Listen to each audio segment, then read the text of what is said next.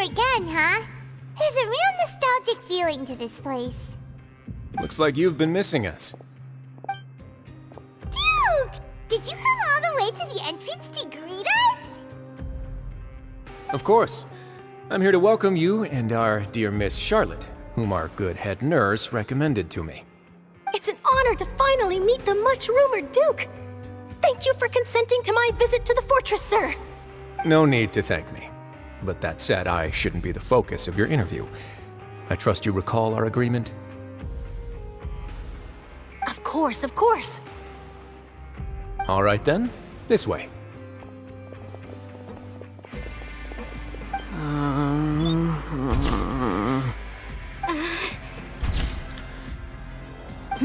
Hey, no need to be so nervous.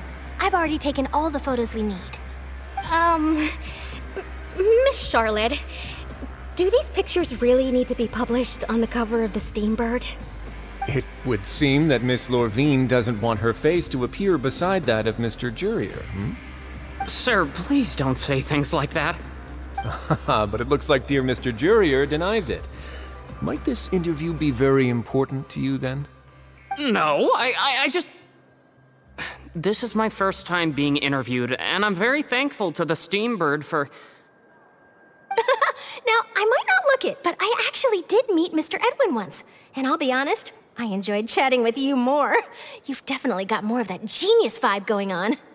The boat that brought about a miracle, the ark that saved the people. Why, you recreated a myth back there, like an emissary of legend. Still, if I might ask, where's that flying ship now? Huh! Looks like Charlotte's trying to get herself another exclusive scoop. I have to apologize, but that ship is presently in the bowels of our factory. I'm afraid it won't be easy for you to get a shot of it. Really? Well, then in that case, could I have an interview with you to make up for that loss? You already know my answer, I'm afraid. Best you interview our head nurse instead. Or perhaps you'd like to take another photo of this couple of researchers? Did you really have to use the word couple? Well, then, 2 solo photos will do. Is my hair messed up?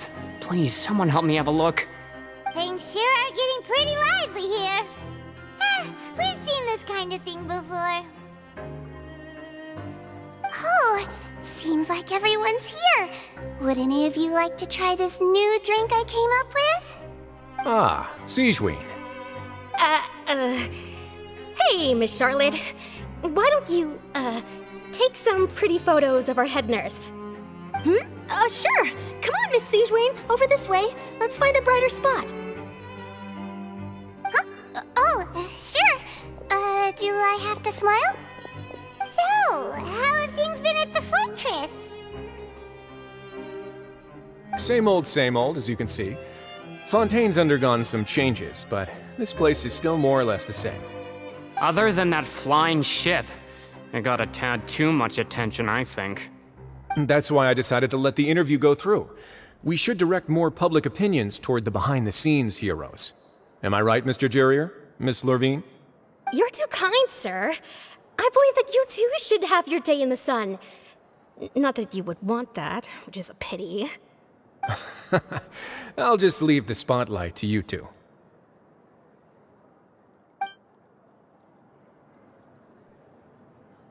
I see. Lots of things happened that day, huh? Anyway, regarding that Harbinger, I'm not sure you remember, but his 3 young followers are still waiting for his return.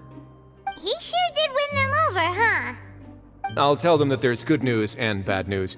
The good being that their boss seems fine, and the bad being that they must face extended sentences for abetting his escape. Oh, actually, what about you? Are things gonna change for you too? What change can there be? The fortress will keep chugging along, and so will my duties. As to what Miss Farina's departure will mean for the nation, and if our laws and governance will be transformed, we'll leave those to the folks in the overworld. Hey everyone, the photo shoot's done. Good. In that case, let's call it a day here. Thanks for your cooperation. Come on, Traveler, let's go. Till next time, everyone. There'll be a next time? Maybe. Who knows? I might write a story about the underwater factory next time. Until then... All right, last stop, the docks.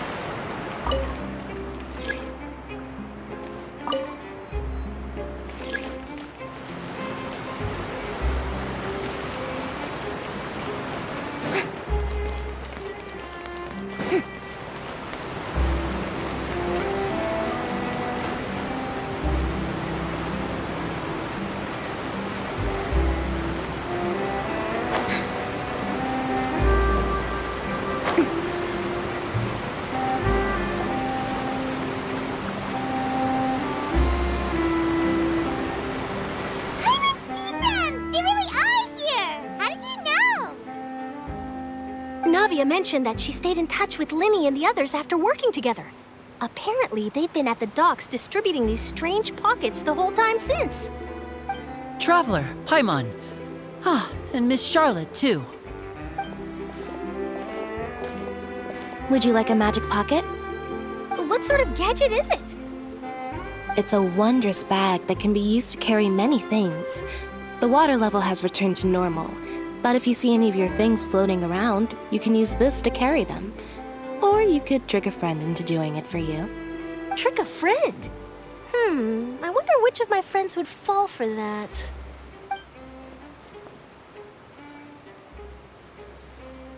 You could just make a friend like Fremine here. Isn't that right, Fremine? Is this what you meant by, I'll help you make some more friends? To be honest, that sounds pretty sweet. Could I have your contact, please? Sure.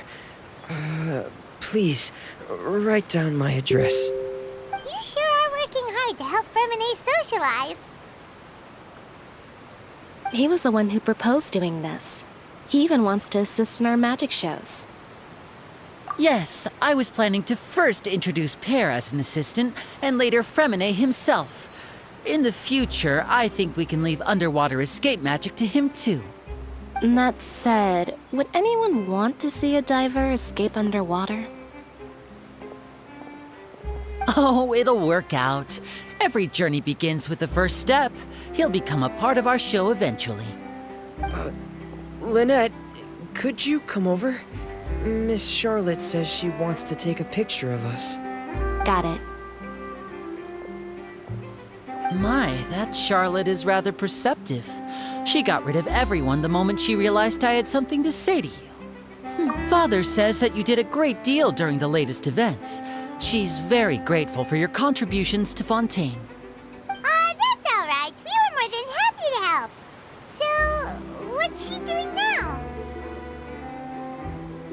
Oh, I guess you haven't heard.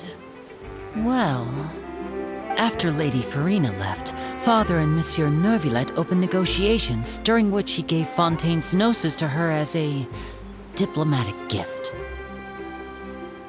A diplomatic gift? A gnosis? Yes, I was quite surprised at first myself. But when I thought it over, there were actually a number of things going for it. It could have been done as an apology for the incident with Lord Child, or as thanks for his help in tying the all-devouring narwhal down. Furthermore, Father did also lend significant aid to Fontaine and Poisson. Well, that's true, but this is a gnosis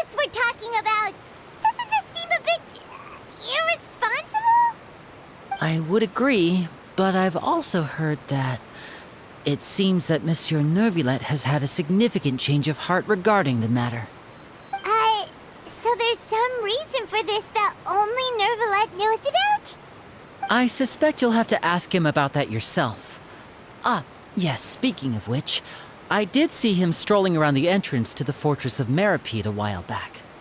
Isn't he real busy and stuff? Paimon didn't think he'd have the time for that. But back to the topic. The Gnosis was given to the knave, right? What about Child? They say that he's returned to Snezhnaya to recover from his wounds. I hear that the recent disaster really did a number on his health. That's true. When you think about it, we've had loads of run-ins with the Fatui. To think we'd be allied with them this time. So shocked by such a simple switching of sides?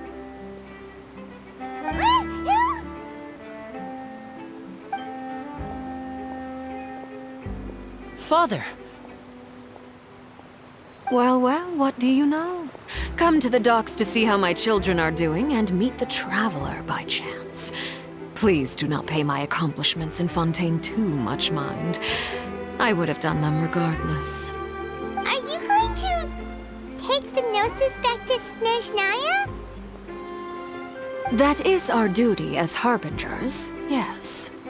Don't be too preoccupied with sides. The goal of the Fatui concerns not a single place or person, but the entire world. With such a grand goal in mind, it is inevitable that we must wear many masks.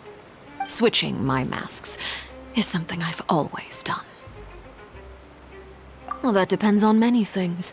No one truly knows what the future holds. What good is honesty if you can't rely on it forever? As for you, I very much look forward to our next collaboration. Good things cannot be achieved alone, and you've proved yourselves to be great partners. A vision? All right. I'll remember to return it. Thank you for keeping it safe for him this entire time. And that's a wrap for me. Huh? You're... Greetings, Miss Journalist. Hello. If I'm not mistaken, there are diplomatic channels I'll need to report to take a photo of you. That is correct. So forgive me, but I will not be able to serve as a subject in your article. However, feel free to write as much as you'd like about our dear magicians and our upcoming rookie talent. I will. The sea breeze is quite pleasant. I shall continue my walk while the weather remains so agreeable. Farewell. Farewell, Father. Oh, she has such an intimidating presence. I didn't even dare to take a picture. Thankfully, I've already wrapped up all my pre-scheduled interviews. Thank you all. This'll be more than enough for me to write about, I'm sure. Don't be too nervous. Why don't you take a magic pocket before you go? Here, Traveler, Paimon, you take one too. To move things about? That's right. Funny. I was giving out magic pockets when we first met too. And what do you know? I'm doing the exact same thing right now. So many things have happened, but the pockets are still the pockets. I guess this must be life. We will all follow our own paths, and serendipity will lead you to your fated friends. All right then. We'll be handing out pockets in some other districts later, so we'll get going now. Have a good day, you two.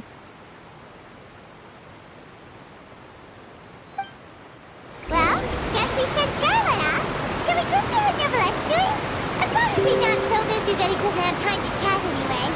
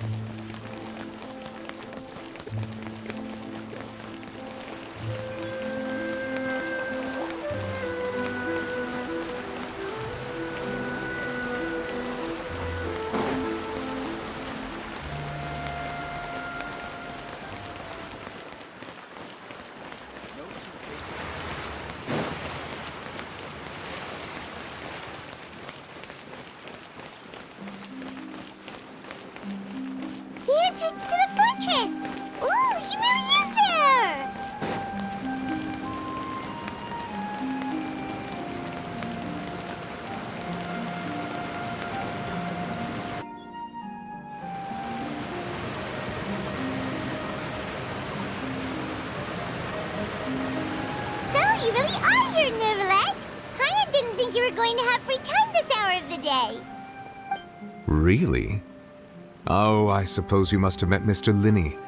He took the time to greet me earlier when he passed this way. In any case, you came at a good time. I was just considering reaching out to you to set up a meeting, so I may explain some things that I haven't had the time to before. Aw, Paimon's glad that you remembered. Thank you for keeping us on your mind, what with you being busy and all. Alright, let's have it then. How was Fontaine actually saved? The whole business is still quite the mystery to us. It is strange how words can often leave a bitter taste in the mouth when it finally comes time to say them out loud.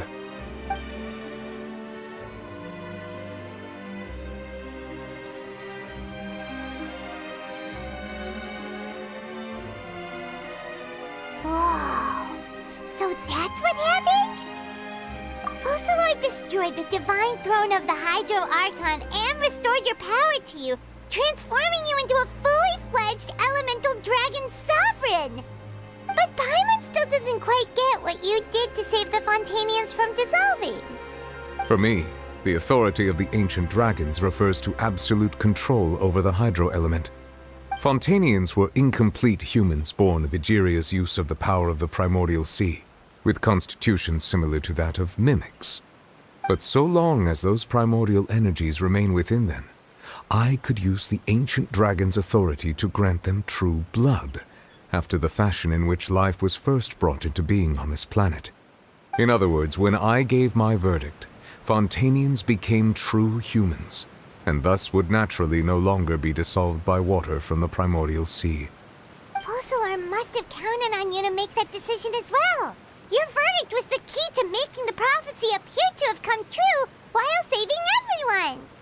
Yeah, and in a manner of speaking, Focalor finally managed to fulfill the original Hydro Archon's wish to turn Oceanids into real people too!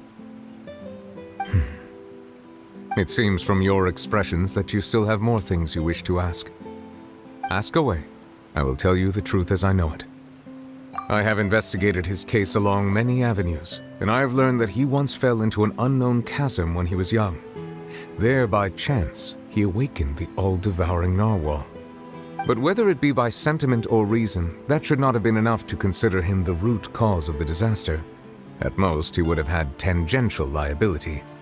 As for the judgment passed by the Oratrice during the trial, whether it was due to that liability by association, or Focalor deliberately using him to buy time for us on the assumption that he would be able to hold the creature off, I cannot say. Guess Focalor had Fontanians in mind the whole time. In the end, it was thanks to her that they finally became real humans. Hang on a second. Paimon suddenly got another question. Back when Fontanians hadn't yet become real humans, were the children they had also transformed Oceanids? Life has always flowed like water. Do you recall how Fontanians would often come to the Fountain of Lucine to pray for children? Yeah, Lynette said the fountain is where all the waters in Fontaine converge. In truth, even those couples did not know that such prayers were no mere custom, but instead a form of ritual. Those Oceanids who were blessed within the spring water would later descend as new humans in the coming months. Paimon sorta gets it now. Either way, seems like this ritual won't be of any further use, but it'll probably live on as a local custom. Ask away. I will tell you the truth as I know it. Yeah, about that. Risley said Farina has already left. What's that all about? Ah, Lady Farina. The people are only aware that her death sentence has not been carried out. She abdicated the post of Hydro Archon and left affairs related to that title to me, before leaving the Opera House. I related Focalor's words to her faithfully and completely. After hearing them, she seemed neither saddened nor comforted. She simply said that she was tired and needed to rest. Having said that, she then packed her things and moved out of the Opera House, not unlike how an ordinary person might. But she's still got a place to stay, right? You need not worry. I will make arrangements to ensure that she will not want for food, clothing, board, or travel. In truth, I am somewhat happy for her. The wear and tear on her spirit will, of course, take time to heal. But now that she no longer has to play the role of Focalor the Hydro Archon, she can finally lay down her burdens and lead a normal life. What about you then? What are your plans now that you've regained your full powers as the Hydro Dragon? After Focalor passed on, the Oratrice also ceased to function. This matter will directly affect our trials. After much careful consideration, I've decided to take over its role in our courts. From now on, I shall hear cases and pass verdicts by myself. Looks like you're still considering stuff from the perspective of the Udex, huh? As an elemental dragon, there are indeed many things that I must do. But this power and this duty, in a manner of speaking, you could say that both were granted to me. As such, before I attend to my other responsibilities, I must first and foremost continue to serve Fontaine as its highest judge. The duty of the Hydro Sovereign and the duty of the Udex shall coexist within my person. Additionally, the Hydro Archon's departure has brought about another problem, which is that the Opera House shall no longer produce indemnitium. That's true. That power was derived from the people's faith in the Hydro Archon, wasn't it? Wait, but the various mechs and machines in the city are all still okay. Where are they getting their energy from? As I am now, I have full command over New Musia, and it can serve as a complete substitute. Another reason why I cannot quite leave Fontaine immediately. Wow. This ancient dragon's authority stuff is really quite useful, huh? Ask away. I will tell you the truth as I know it. Oh, that's right! They say you've given it to the knave as a diplomatic gift or something! Leaving aside their intentionality, the two Fatui Harbingers have indeed done much for us during this crisis. Their sole remaining goal in Fontaine, at least at this point, would seem to be the Gnosis. The Oratrice has ceased to function. The Hydro Archon's divine throne is now no more, and I do not need the Gnosis's power. As such, it has lost all meaning for Fontaine. If the Fatui have impure designs, then we might as well accede to their request now, and avoid unnecessary conflict. What complicated considerations! Paimon thought you were just giving it to them out of gratitude to the knave and as an apology to Child. Ask away. I will tell you the truth as I know it. You will soon be heading to Natlan, I presume? I'm afraid that I have little talent as a travel guide, so all I can do is tell you what I know about that land. As far as I'm aware, Natlan can be said to be a nation of dragons. A nation of dragons? You mean like you? No, I suspect that I would not find myself welcome there. Unlike ancient dragons such as myself, the dragons of Natlan have undergone long years of development and evolution. Large numbers of them have entered a form of coexistence with humanity. Natlan is also the nation of war. War ravages those lands like an undying flame. There is one other piece of information I got incidentally from my negotiations with the knave that I believe may be useful to you. The harbinger known as the Captain has thrown his hat into the endless ring of war. The Captain. Sounds like a real tough customer. Seriously, everywhere you look, there's a Fatui Harbinger doing their thing. I suggest that you fully prepare yourself before going to Natlan. In the meantime, Fontaine's doors will always be open to you. Ask away. I will tell you the truth as I know it. Hang on a sec. Paimon's still got a question about the Gnosis. When we spoke to Linny earlier, he mentioned that your attitude towards giving away the Gnosis had clearly changed. We guessed that there might be some reason for it that only you were aware of. No wonder the House of the Hearth is the Fatui's intelligence division. They are certainly sharp. So regarding this specific issue, I was just getting ready to share something with you. What is it? In truth, I exchanged some further words with that lady named Skirk after sending you two back to the surface. It went something like this.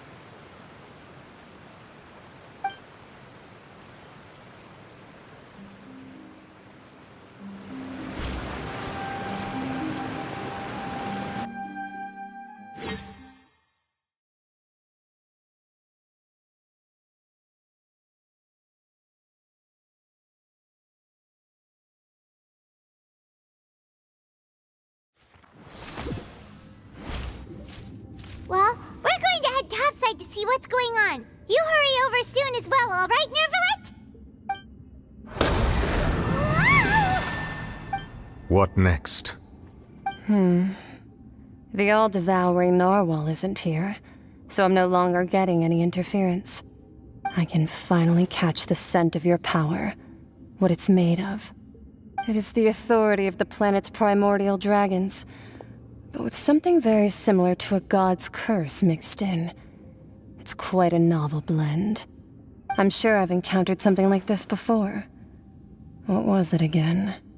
I do not know what you speak of. Of course. How could I forget? You should have the remains of the third descender on your person, yes? Remains? I've never heard of any such thing.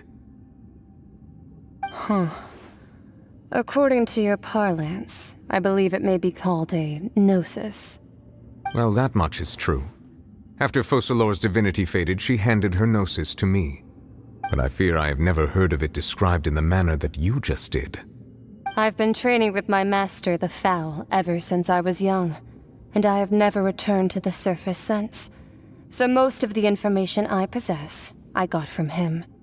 It is only natural for those who are greater than humanity to possess a different sort of common sense, which is why there are so many problems in our attempts to communicate with humans. Regardless, you should probably get rid of objects of misfortune to prevent any disasters from befalling you. To live in itself is a blessing. But once a person dies, the bonds he once had with this world shall all turn to curses. What do you mean by that? No need to fret. These are just my personal thoughts, and my reason for no longer wishing to return to the surface. This third descender you refer to, who are they? And when did they die?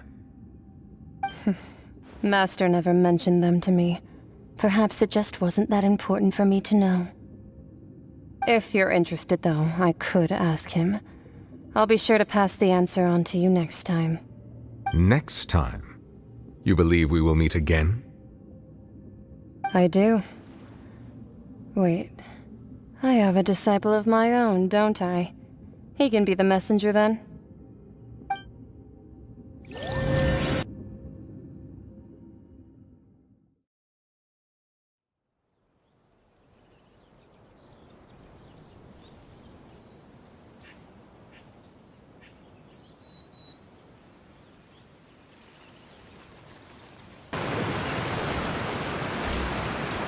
That's what she told me. Whether it would prove useful or not, I wanted to pass that information on to you. The remains of the third descender? So that's what the Gnosis actually are.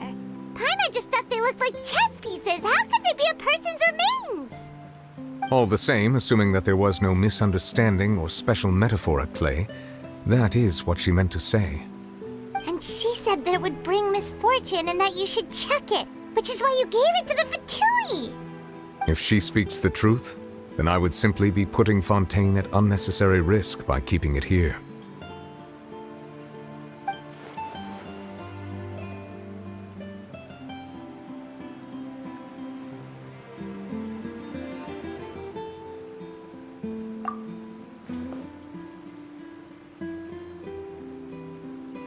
I had guessed that you might already be familiar with this concept, but I did not expect you to be one of them.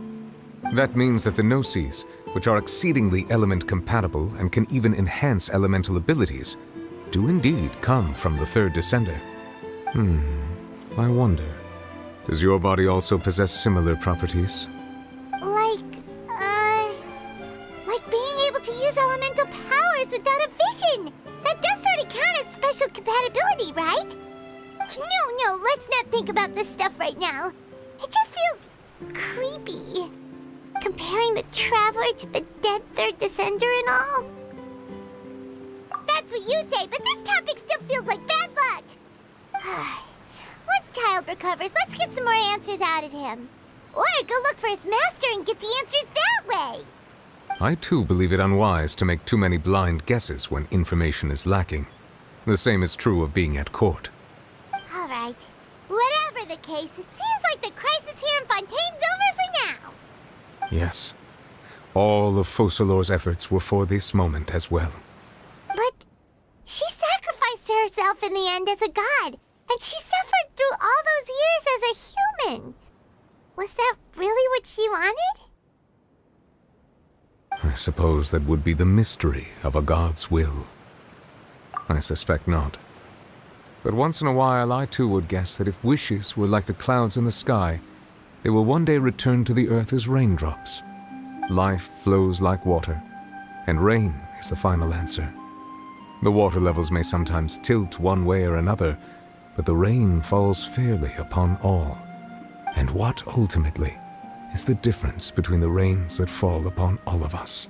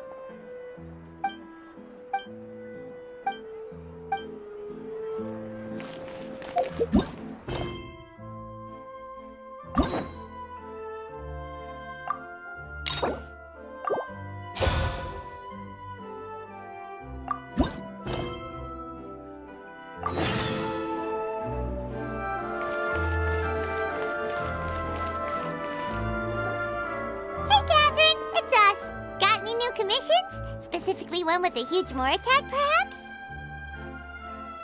Paimon's just being enthusiastic. We're old friends now, she gets it. It's always a pleasure to see our two most avid adventurers again. Looking for the next challenge, I see. Actually, we do in fact have a rather urgent commission that is still open. Having read the details, however, I don't believe you'd consider it to be lucrative. Don't worry about that. We were just kidding. So what's the situation? To put it simply, the requester is looking for a temporary replacement actress for their musical. The original cast member ran into some issues and is currently unable to perform the role.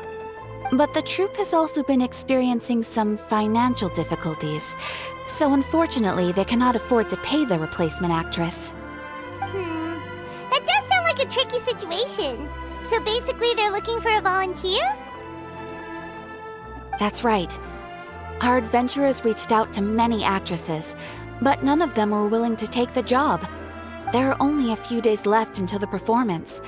If they can't find someone in time, they'll probably have to postpone the show. And delays tend to create all sorts of new problems. Got it.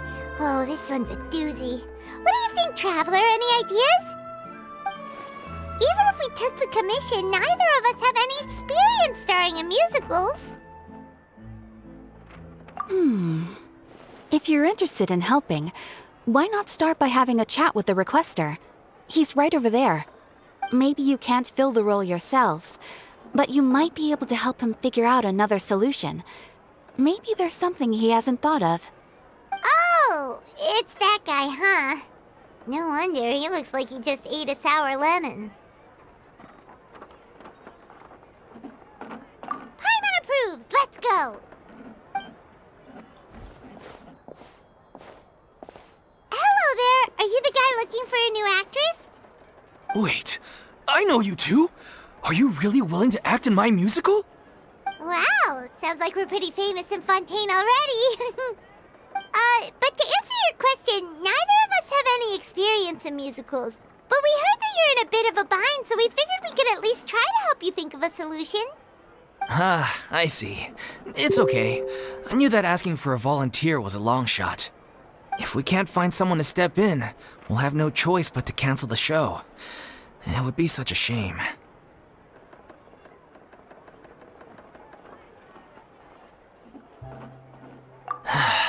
That's the thing. We're not some high-profile theater troupe, just a group of amateur enthusiasts.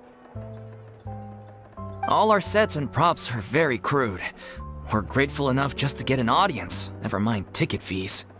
If we had a way to make this profitable, things might have turned out differently. But now, it looks inevitable that we'll disband. Disband? You're splitting up the troupe? Oh, I guess the lady at the Adventurers Guild didn't tell you? Yeah, this is supposed to be our final show together as a troupe. One last show. And after that, we go our separate ways. So we were really hoping to end on a high note. Nobody wants things to just fizzle out. Not after all the time and effort we've invested into it. Yeah, the leading lady, in fact. She's been dealing with a chronic illness ever since childhood, and unfortunately, it flared up again recently. It really drains all her energy, so she's in no state to perform. The show just won't be the same without her. But for everyone else's sake, I still hope we can find a way to hold the performance on schedule. Got it. We have a clearer picture now. Let's see if we can come up with any ideas. What if we sponsored the show? Traveler, how much more are you carrying? Please, there's no need to go that far. I wouldn't feel right asking such a huge favor, and I can't promise that we'd ever be able to pay you back.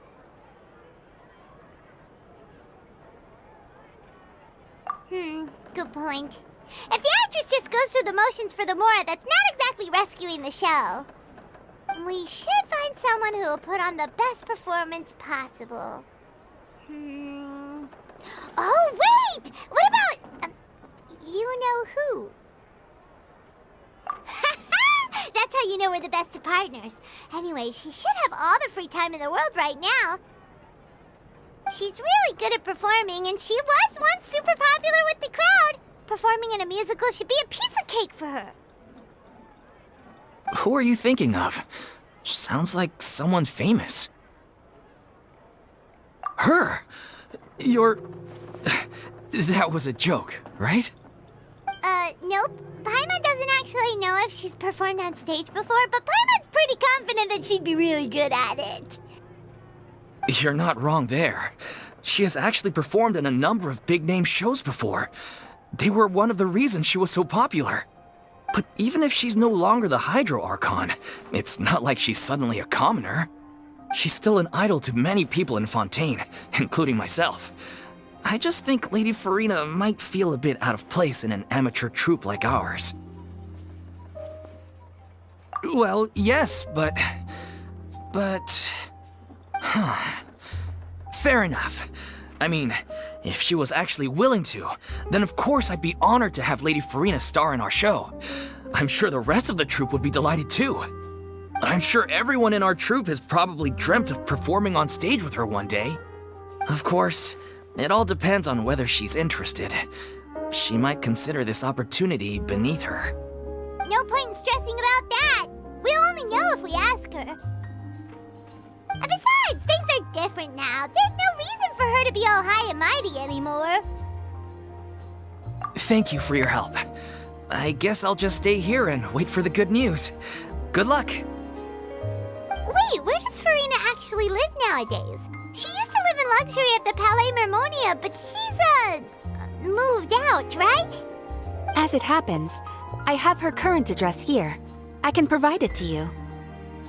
Woo! When did you get here? I came over when things were starting to sound more promising. I thought I should be at the ready in case my assistance is needed. It is my duty to support commissioners in any way I can. Thank you, ma'am. Thank you so much. Well, now that we've got the address, we'll go find Farina. Back in a jiffy.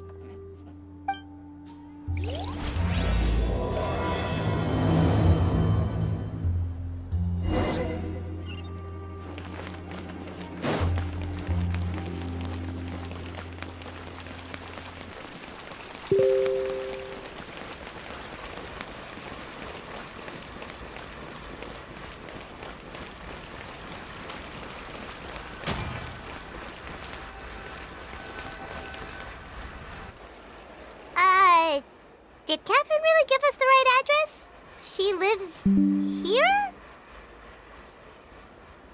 Not that there's anything wrong with this place, it's just, a bit of a step down from the Palais Marmonia.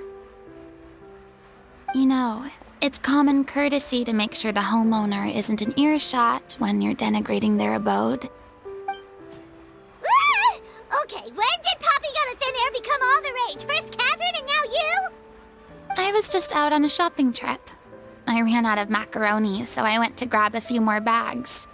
I used to have a much wider range of choices when it came to food, but now I'm finding that simple, traditional home cooking can be quite delicious too. Not at all. As long as you have different kinds of sauces in, you can have macaroni and tomato sauce one week, macaroni and bolognese the next. Oh, sounds like you're really struggling to cope. How rude! Questioning my cooking skills. The audacity! It's not like I have a very eventful life these days. Actually, I barely leave the house. So I don't see how it's unusual that my meals are a little simpler now too. Besides, I'm sure I could master dishes like la lettre faucilor or blubber profiteroles in no time, if I felt so inclined. Ah, there it is. You don't know how to cook. Not yet, maybe, but... Anyway, what are you even doing here? I do hope you didn't come here just to ogle at my fall from grace. Let me first be clear that I'm not taking guests at this time. So if you're just here to clown around, then please be on your way. Shoo! Sorry! We're sorry! Please don't be mad! Yeah, exactly! What the Traveler said! Paimon wasn't trying to make fun of you. Hang on a sec, you weren't exactly holding back either. My help? Well, maybe you're forgetting that I'm no longer the mighty Hydro Archon. I don't even have a vision, you know. Don't worry, it's nothing that serious. It's just very specific, and you're the one with the power to help! Oh? Well, if that's the case, then fine. I'll spare you the lecture about your attitude just now. So tell me, what specifically makes this matter so specific? Ah, I see. I knew you couldn't have come all this way just to amuse yourselves at my expense. After all, I was once the brightest star in all of Fontaine, well-versed in all the various performing arts. A mere musical is well within my capabilities. But given the present circumstances, I'm afraid I must regretfully decline your casting request. How come? It sounds like this would be a breeze for you. True, but I have made a decision to retire from the stage. Although I am no longer required to play the role of the Hydro Archon, the time I spent inhabiting that character has left an indelible mark on me. Centuries of pretending to be a different person changes you completely. I'm not the same person I once was. Of course, that can't be undone now. It's too late, and I have no intention of reinventing myself all over again. But at least I can say that I no longer desire to play any new roles. Paimon can understand, but this is just a one-off part to fill in for someone who's sick. Surely that's okay. Whether it's a one-off or not, it's a boundary that I've committed to no longer cross. If I make an exception to the rule now, I'm just leaving a back door for myself, which would be the same as not having a boundary in the first place. So I'm not going to perform, and that is that. Okay, guess there's no convincing you. Well, is there anything else we can do to help out the troupe? Otherwise, they'll just have to disband without any fanfare. Do you know any other actors who might be interested in the role? Nope. Short and to the point, okay. I've never been great at maintaining relationships. Besides, anyone I've ever worked with probably couldn't wait to get rid of me. Since I'm just an ordinary person now, they'll probably just laugh in my face if I go asking them for help. True, but I mean, could you even blame them? I show up out of the blue, begging and groveling for their help with a show they won't even get paid for? Oh, no way. I'm dying from embarrassment just thinking about it. Nope, not happening. Well, is there anything else we can do? This performance really means a lot to the guy we're working for. Have I not made myself clear? You're barking up the wrong tree. I don't want this job, nor do I know of anyone else who would. Sorry. I didn't mean for that to sound so harsh. I wish I could help, really. But if I thought I had the answer to this problem, I would have said so by now. It's all right, Farina. Paimon just wanted to make sure we tried everything. Oh, everyone in the troupe will be so disappointed. Yeah, I guess that's all we can do now. All right, then. We'll see you around, Farina. Toodaloo to you, too. I'm going home.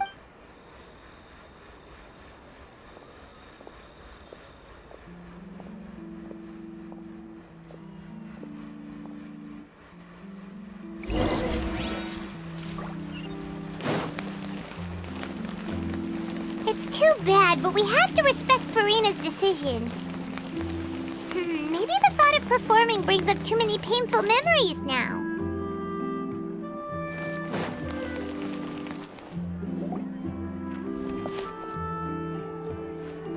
Huh? What's going on? Are they arguing? That's besides the point. I'll ask you again. Why did you start looking for a replacement without my consent? When did I tell you I'm going to take a step back?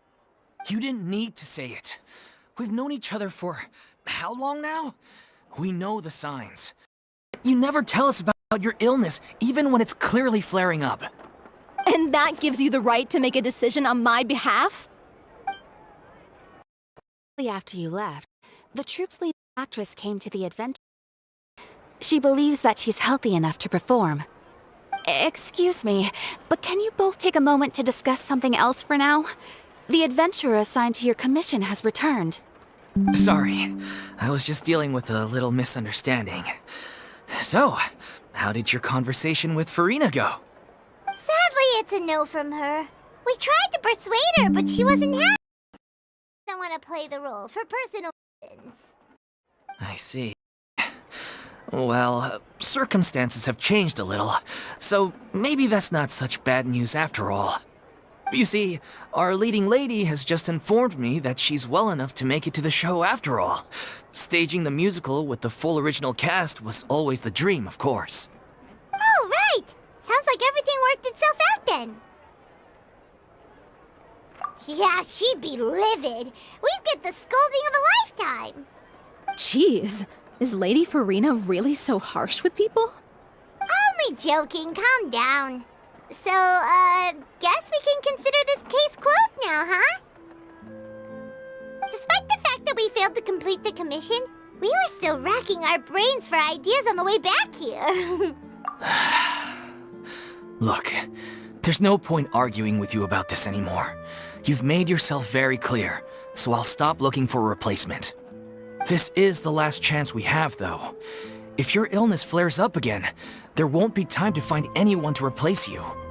So, are you absolutely sure you'll be able to handle it? The whole team is putting everything they have into this final performance. We have to make sure it goes ahead. Yes, I'm completely confident.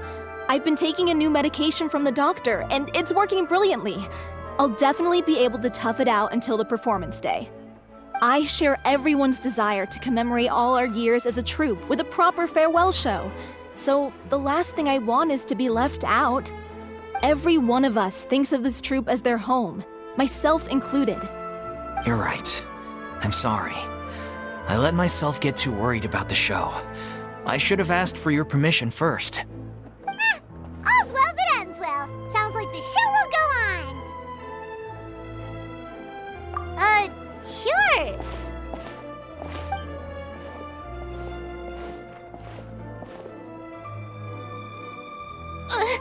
Hey, how did you...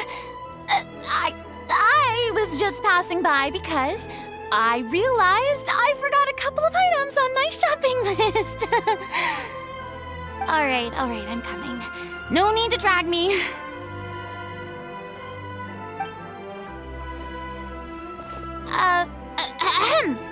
Hello, one and all.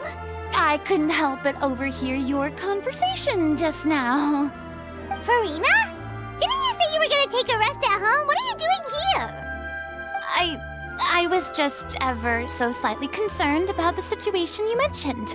Yes, a teensy bit concerned, that's all. When you came to talk with me earlier, I jumped right to explaining my position and said some strongly worded things. And all before I even had a full grasp of the situation. Anyway, I just feel a bit bad about how it went down. I'm sorry, Paimon. Oh, it's totally fine. Paimon didn't take any of that personally. You really have a knack for asking the most uncomfortable questions, don't you? I felt very sheepish, having had a change of heart after flatly refusing you. And then, to make matters worse, you caught me. But in any case, it sounds like the issue has already been resolved. Yeah. When they said they were gonna ask for your help, I almost had a heart attack. I mean, how could we be worthy of having Lady Farina star in our show? There's no need to think like that, and no need to keep addressing me as Lady. Just Farina is fine. I was wondering, if this troupe is so important to all of you, why does it have to disband? If the difficulties are purely financial, then there must be a solution. You could put the shows on pause while you look for a sponsor, for instance. Everyone seems so devoted to the troupe. I'm sure if you keep chipping away, you'll find a way through. We all want to believe that, but some things are just beyond our control. Everything's been going downhill ever since we lost our director. She was the heart and soul of our troupe. She kept us going. Her name was O'Reilly, and she was the founder as well as the artistic director of our troupe. And tragically, she was a victim in this serial disappearances case. What? That's actually how I recognized these two. It was all thanks to their efforts that the true culprit was brought to justice. But still, no sentence can bring our director back to us. She was a loyal fan of your performances, Miss Farina. They were what first inspired her to get into musical theater. She rallied many people around her who were destitute or had lost their sense of purpose in life, and convinced them to join her troupe. She wrote her own scripts, acted on stage, and mentored each and every one of us. People loved our performances back then. We seemed to be going from strength to strength. Things were really looking up for us. And then disaster struck. Yeah. After that, the entire troupe fell into disarray.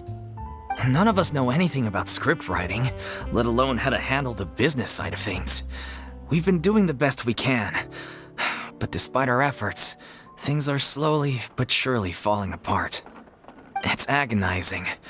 But ultimately, we'd rather end things now on our own terms than stick it out to the bitter end and watch all our dreams turn to dust. Oh.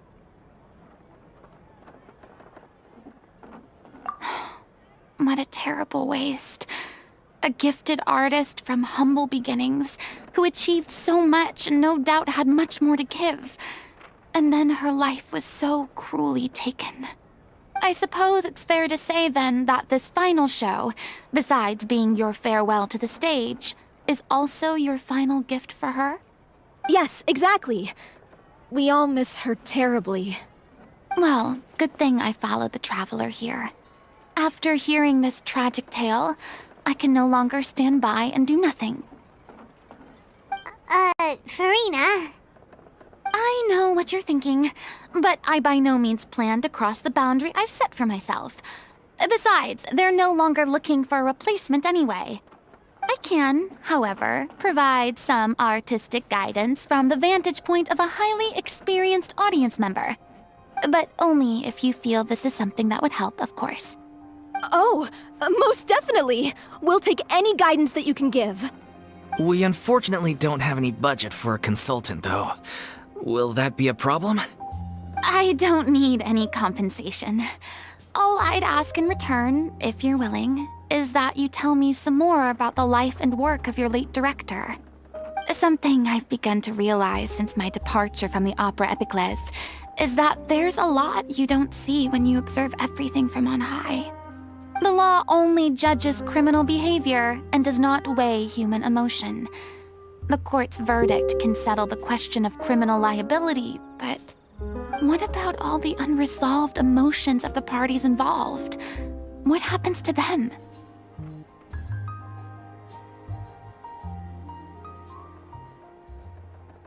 An interesting answer. But if you ask me, I think all emotion shall ultimately return home to the heart and slowly settle with the passage of time. Take, par exemple, how this troupe pines for their late director. Things such as this I have never witnessed before, and so I should like to observe, perchance to understand. Huh. Still a fan of your old dramatic monologues then, huh? You just want to get back in on the action, don't you? No. This is a completely different situation. Pearls before swine. Ah, the name's not Swine, it's Paimon! Would you be willing to join me? Come on, take a break from adventuring to listen to a story. Thank you all so much. Our director was a huge fan of Miss Farina's performances, as of course we all are. Alright, follow me. We'll go to our usual practice space. Please excuse the size. It's a little on the smaller side.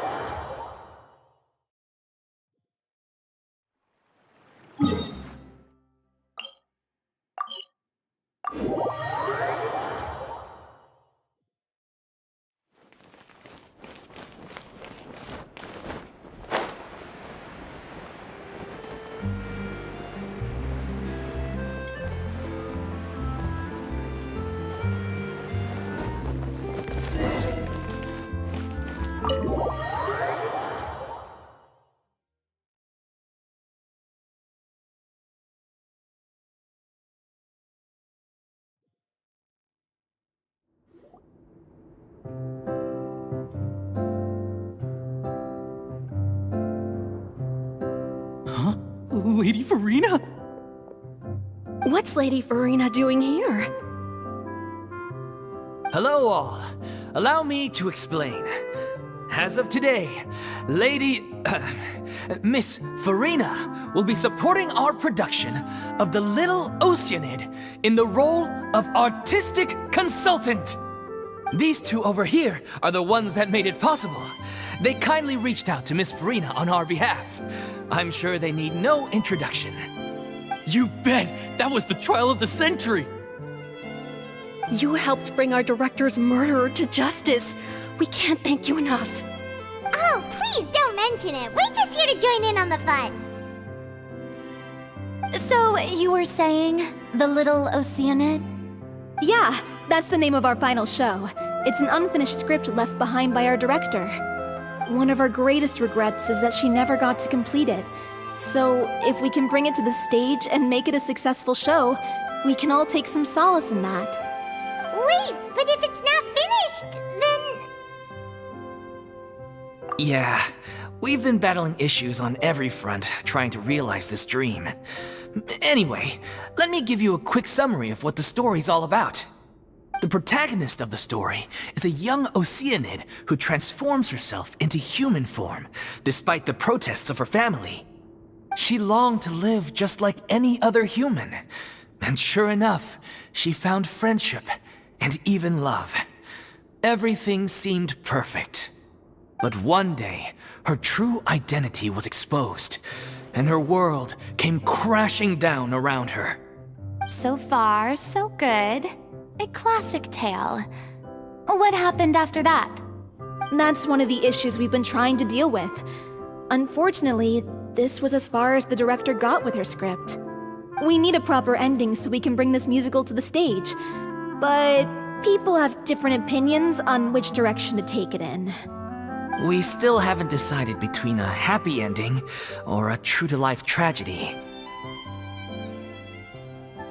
By true to life, you mean the director's sudden disappearance? Yeah, like they say, truth is stranger than fiction. But then there's the question of whether we really want to use the stage to pass our raw pain onto the audience. Exactly. A lot of the time, people come to watch a show just hoping for some light entertainment. We have to consider their emotional stake in this, not just our own. And one last thing. We're still waiting on confirmation from two of our main actors. The first is Paulo, who plays the protagonist's lover. He's locked himself away to focus on writing an ending for the script, but the deadline's passed and we still haven't heard from him. The other is Villemont, who plays the main antagonist. He took the director's death pretty hard. Hasn't set foot in the city since. He did write to us, promising that he'll be there for the final performance, but we haven't seen or heard from him since. So we're not really sure what to make of that. Although, now that we have Miss Farina helping us, maybe we should take the opportunity to get everyone back together. What opportunity? What do you mean? Maybe you're unaware, but your name has always been like a rallying cry for us. Our director was constantly singing your praises. All of us look up to you as a role model. Oh, stop! You're making me all flustered. Although, not in a bad way. I suspect the reason they're dragging their feet is that they have their doubts about whether the show will really go ahead, considering all the issues you've been facing. But one by one, all the obstacles are being removed. Now is the time to rally the troops. Makes sense. Okay, priority number 1, let's check in with Paulo and see where he's at with the ending. He went back to Poisson a few days ago, said that staying in a friend's home might help him to relax and escape the feeling of isolation. I thought the last thing his friend would want right now would be to take visitors, given that Poisson was flooded not too long ago. But I guess it's the opposite. A friend in need and all that. Yeah, maybe he could use some company. Poisson.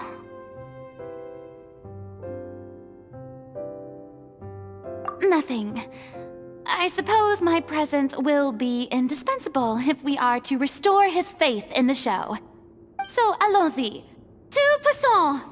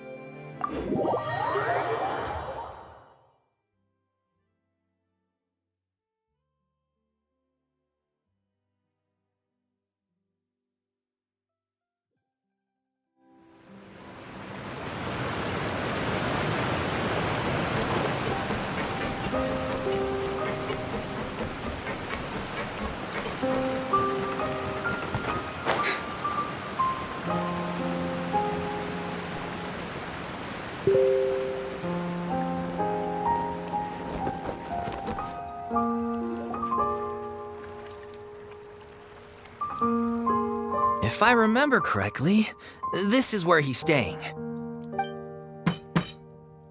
Who is it? It's me. Is the script ready? You came all the way here for that? All right. Forget that for now. Just come on out. We've got some great news. Nice try. Look, just give me some time, okay? I'm just wrapping up this last part of the script. I'll be out once I'm done. Okay then. Looking forward to your masterpiece. So, as expected, he's missed the deadline. The ending is one of the most important parts of the show. Even once he's done, it isn't final until we've all had the chance to read through and make sure we agree on it. Someone told me they'd just seen you in Poisson. I assumed it was a case of mistaken identity, but sure enough, here you are. And Farina, too. I was wondering if we might run into her. So, you're here for Paolo? Looks like he could be a while, so feel free to take a stroll around town in the meantime. I've made all the arrangements already. Oh, it's okay. We can just wait here. Thank you for being so considerate, Miss Navia. That sounds wonderful. We'll take that stroll. Get over here, you! How oblivious are you? How are things in Poisson now? Any better? Things are on the mend, but it's a slow process. Some people may never recover from the trauma they experienced. I'm sorry to hear that. I wish there was something I could do. Please, must our conversations take such a depressing turn every time we meet? We all have painful memories, but we don't have to let them cloud everything we do. And if you're trying to make a new start, perhaps it's best if you don't bring up the past all the time. Thank you for your words of comfort. You make a very good point. But for now, at least, I think I should stay with the way I'm feeling for a while longer. It's okay. These things take time. Moving on from a painful experience is easier said than done. Which brings me to why I'm here. I thought you should probably know that not everyone here is ready to forgive and forget after the Hydro Archon's inaction in the face of catastrophe. To avoid upsetting the peace, I told the townspeople that everyone here is a member of the theater troupe, and that you are just an actress playing the role of Farina. It's not a perfect solution, but hopefully it means you won't have to lie low while you're here. That's so thoughtful of you, Navia. Well, what do you expect? I am the courageous and considerate president of Spina di Rosula, after all, like my father before me. Anyway, that was all. Look after her now. Off we go then. Let's take a look up there. I don't have any friends that I can be frank and honest with, so maybe she's right. You're the closest thing to friends that I have.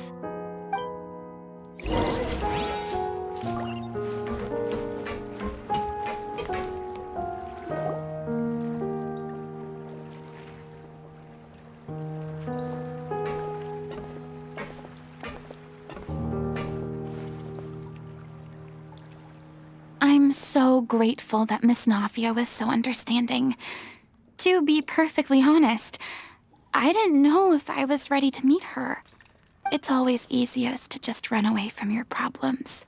But that never fixes anything. You can't get around the obstacles without facing them. So that's why you were nervous when they brought up Poisson. Yeah. I'd be lying if I said I wasn't scared of coming back here. Still, I felt it was something I had to do. As I was saying before, I want to see for myself the things that I never could in the past. I'd be overjoyed if the people here could find it in their hearts to forgive me. But they're more likely to unleash a tirade of vitriol against me, which, of course, I completely understand and accept. Yeah, I can tell people are watching me. I'm sure some people here see the idea of someone coming to Poisson dressed as the Hydro Archon as extremely disrespectful. I used to be terrified of the gaze of other people, especially when they had suspicion or resentment in their eyes. I guess I wasn't quite ready for this after all. I'm not surprised you're making yourself go through all of this. What do you mean by that? You expected me to just keep running and hiding from my responsibility forever? Look! There seems to be a crowd gathering over there. Probably time we made a move. How about we check out Spina di Rosula's ship? We should have a view of the whole of Poisson from there.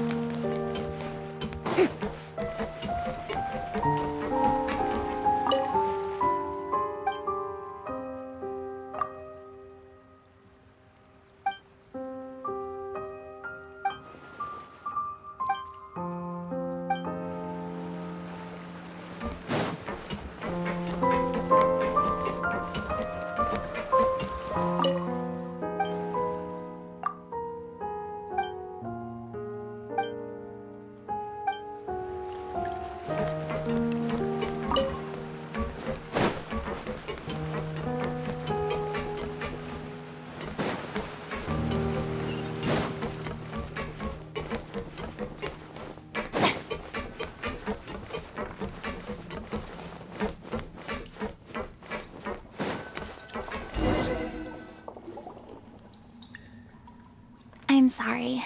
You probably just wanted a relaxing stroll, and here I am dumping all this heavy stuff on you. We don't mind. It's actually refreshing to see a different side of you. Great. Well, I appreciate your company, so please don't disappear just yet. I don't know whether you can tell, but the years of suffering and loneliness aren't the only reason I have a hard time facing up to who I used to be. As I stand here by the ship, I can't get the images of the rising water out of my mind. One after another, people were taken by the water. All those treasured lives and memories washed out of existence in an instant. They thought their god would protect them. They had absolute faith that when disaster struck, a divine power would save them from harm. And all the while, I played my part to perfection to convince them that was true. But then the floodwaters finally came, and the Hydro Archon did nothing. You shouldn't look at it like that. You're only doing your duty. I've had to go through so many moments like that for the sake of protecting the truth. As time went on, it got harder and harder to bear, and I became more lonely and isolated. Eventually, I realized I had nothing left except the truth. I became terrified of completely failing in my task, and was haunted by the thought of being left all alone, weeping on my throne. Fortunately, we were able to avoid the worst-case scenario thanks to the help of heroic individuals such as yourselves. Everyone rose to their responsibilities, and I finally regained my freedom.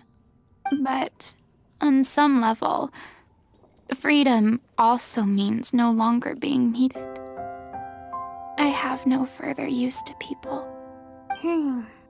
Paimon would have never imagined you'd see it that way.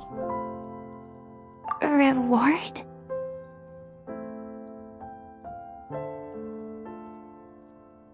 I guess so. Back then, I didn't even dare to dream about having someone to confide in. I was scared of someone recognizing me for who I truly was, and exposing the secret I swore to protect. Believe in the Farina you see on stage. She is the one you can trust. I had to keep all my feelings, all my curiosity about life to myself. No one could be allowed to know. That's what I really meant when I said I'm no good at maintaining relationships. So that's where you were coming from. Paimon totally thought you were just a bit of a diva at heart. Could you please get off my case? I don't know what's gotten into you today. I'm making an effort here. You could at least try to do the same. I do. I once had nothing but the truth, and now I'm finally free to live my own life again. And even though I have no idea where I'm going right now, at least the choice is in my hands. All right, it's about time to head back.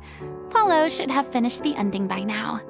Sure. Okay, let's head back and check it out.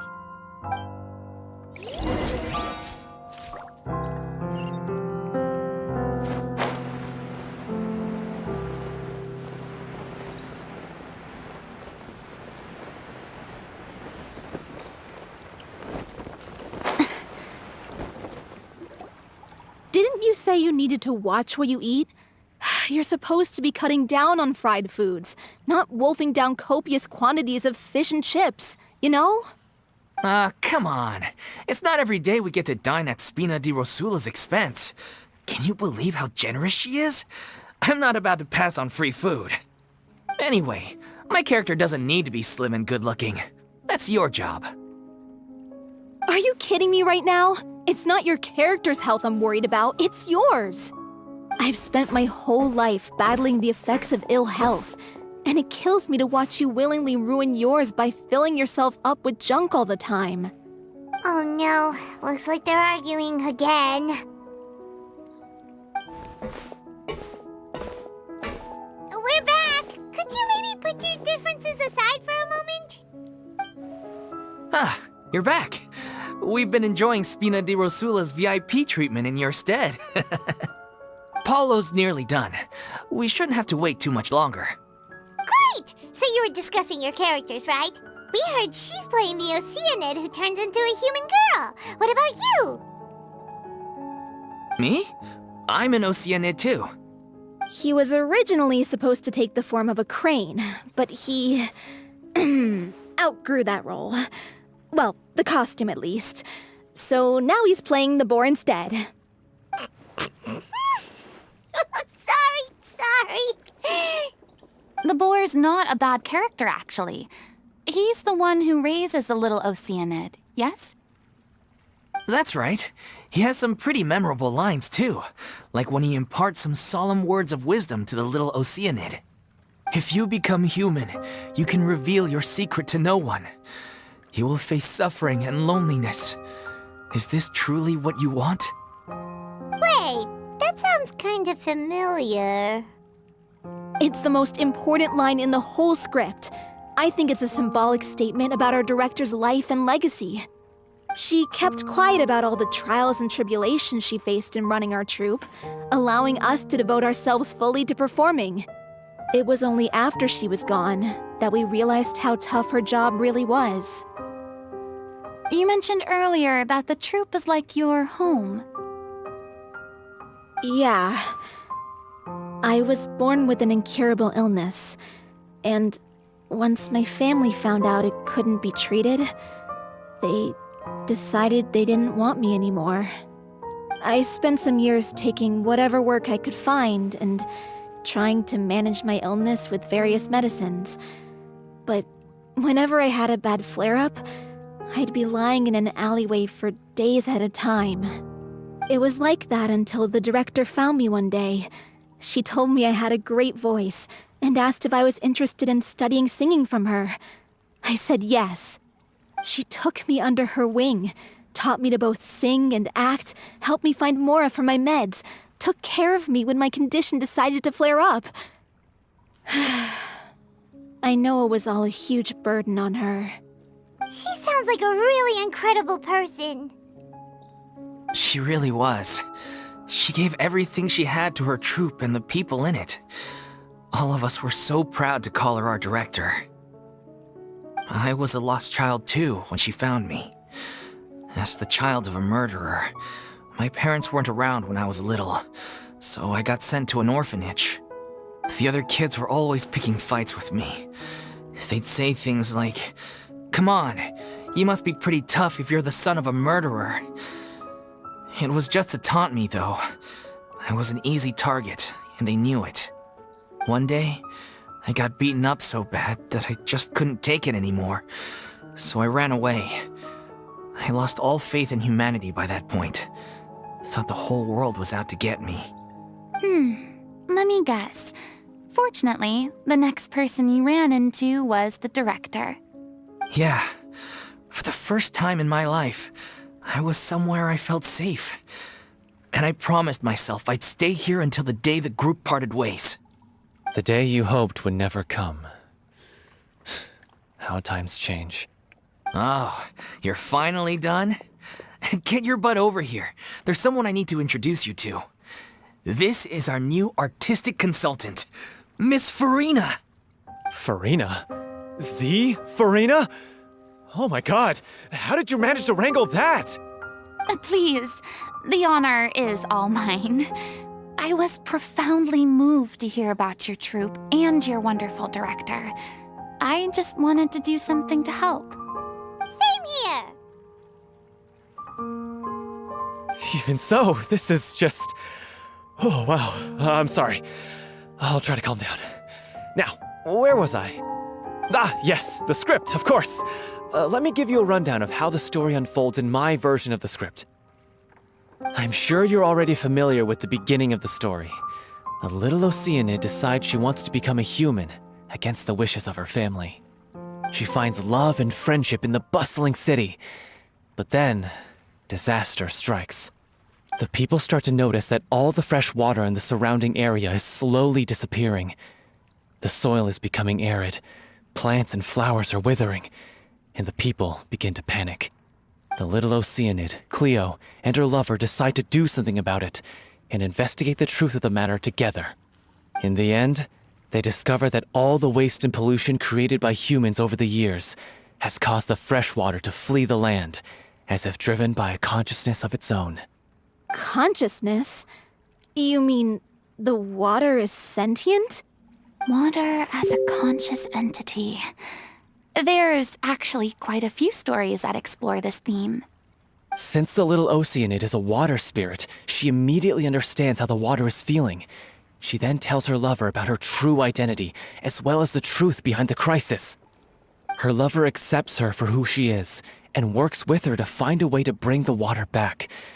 However, unbeknownst to them, there were some people eavesdropping when she revealed her secret.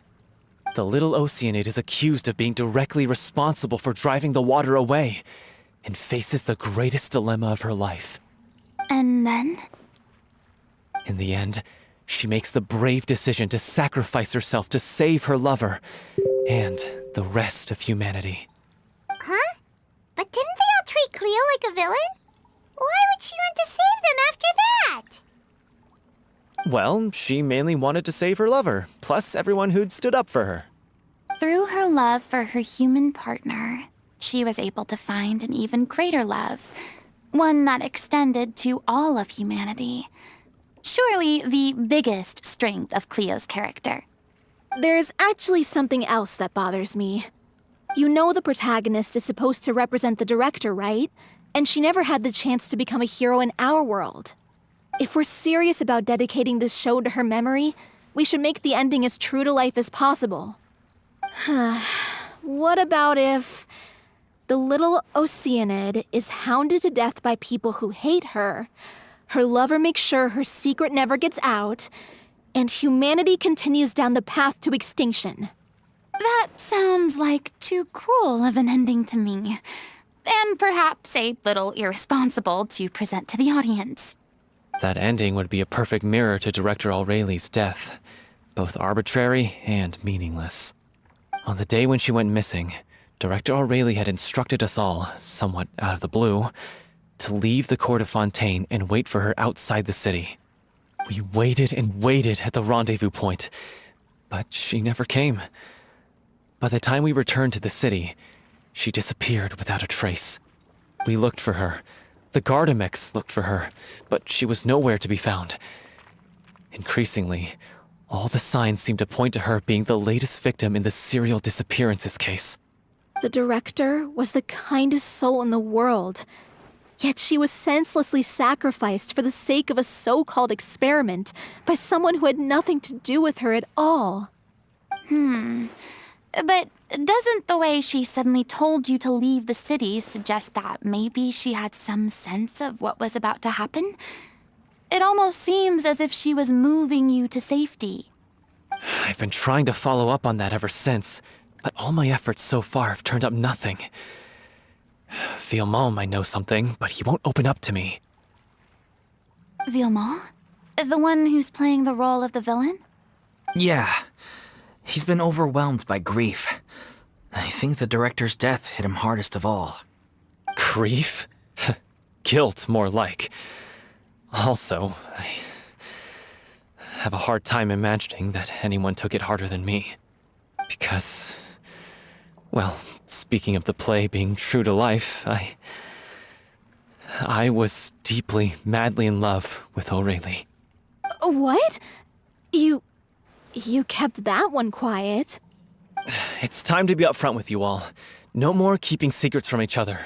We'll never be able to agree on the ending if we can't be honest about how we feel.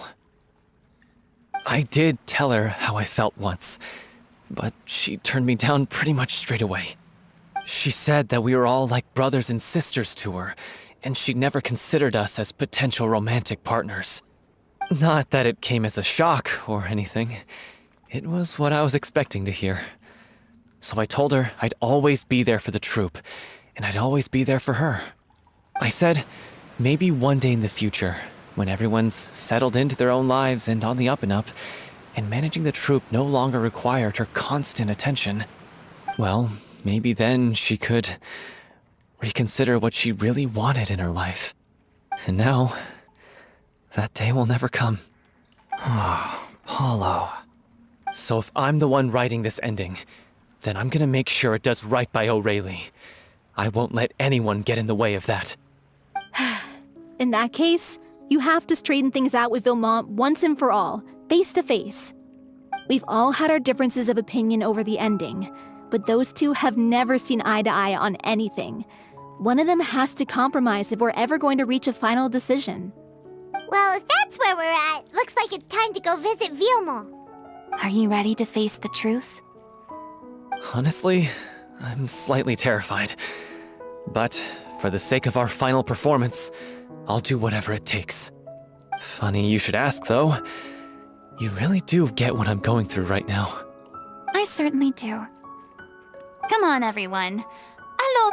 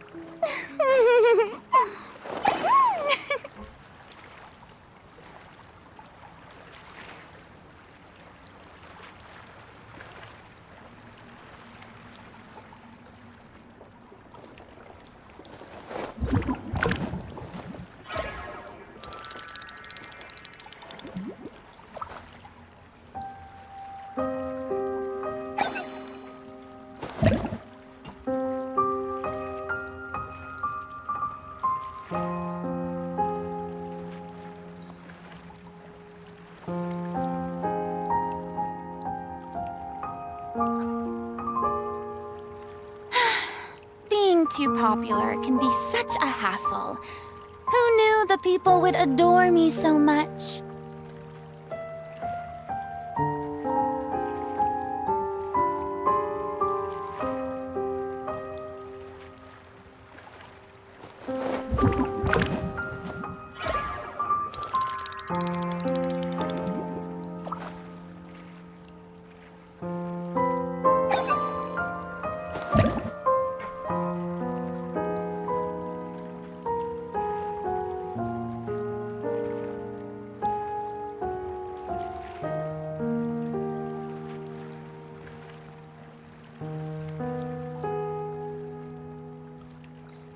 parties are a must for the well-mannered.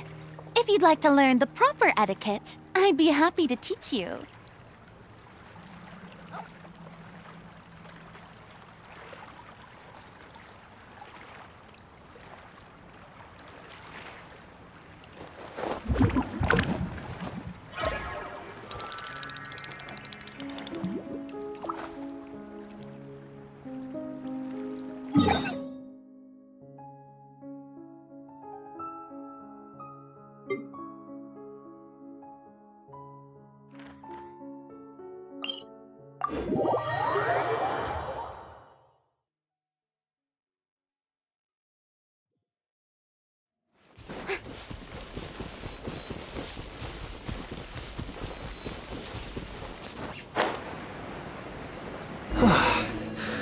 This is tough going.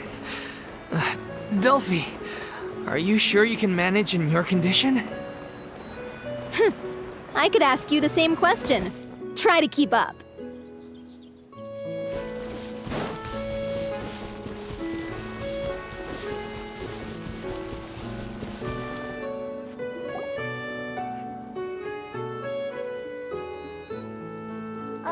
As if this journey wasn't tough enough already without a roadblock. Don't worry, we should all be fine with the traveler here. We don't need to take a detour. Wait, why are you all looking at me? You're not seriously expecting me to fight, are you? We're just curious, that's all. I don't think anyone's ever seen Farina in a fight before. Yeah, but don't you remember why? The Hydro Archon willingly gave up all her power so it could be converted into indemnitium. Miss Farina said so herself. Precisely! And I'm not even the Hydro Archon anymore, so all my power is gone anyway. As much as it pains me, unfortunately, I should just stay put. I'm more like a damsel in distress more than anything. That sounded so smug. Ugh, secondhand embarrassment is unbearable. Hey, lay off, all right? My bluff is hanging from a thread here. I'm sorry. I got carried away. Please help us out, would you? Aw, too bad. I was so pumped to feast my eyes on fight mode Farina. Sorry to leave all the heavy lifting to you. Don't worry, piece of cake.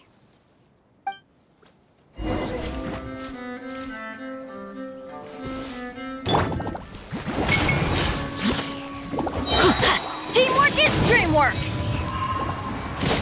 There is no escape!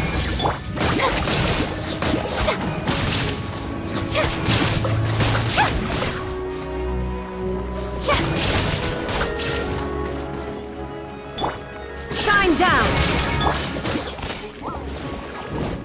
Hey!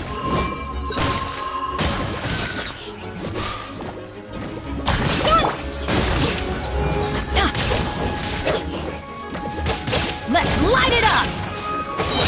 I'm going in! Bravo! Good show!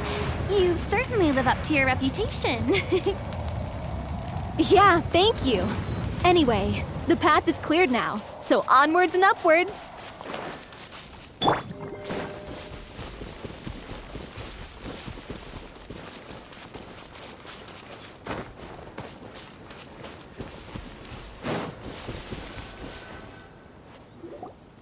Vilma, are you there? Huh? Oh, it's you guys. Wait, what's Lady Farina doing here? I can explain. We've been rounding up the whole troop. We now have everyone except you.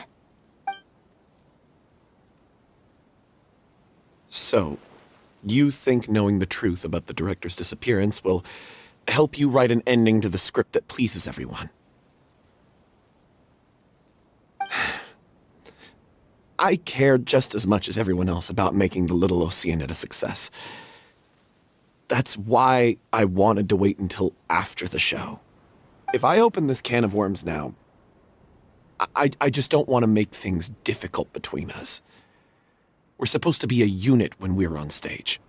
Vilma, Avoiding the truth will not help anyone. Unless you mean to suggest that Aurelie's death had something to do with you. I don't want to talk about it. Listen, Vimo. I used to think that my love for Aurelie was a point of shame. I never brought it up to anyone. But now, I've made up my mind to put it all on the table. I'm prepared to face everything, to sacrifice everything for the sake of the show. The little Oceanid cannot be complete unless we do justice to Aurelie on an emotional level. This is why people think of you as not being the smart one. As you all know already, the troupe was kept afloat not from ticket sales, but donations from the audience. Of course, that was nowhere near enough. We took on side jobs when we weren't performing, but even then, the troupe's financial situation was pretty dire. So, anyway, one day after a show, a merchant came to me and offered us a huge sponsorship. In return, we just had to provide the audience with their drinks during performances. It seemed like a win-win, so I said yes to it on the spot without consulting the director. It was only when the merchant came to deliver the goods that I realized the drink in question was synth. Isn't that the drink peddled by the culprit behind the serial disappearances case? I freaked out when I saw the boxes. And I told the director everything right away. She was completely shocked as well. But she didn't reprimand me for making the decision without consulting her. Instead, she contacted the merchant and stated that the troupe could not agree to this collaboration. The merchant was furious, berated us for going back on our word, and threatened to sue us for damages. The amount was astronomical. There was no way we'd be able to pay. And then?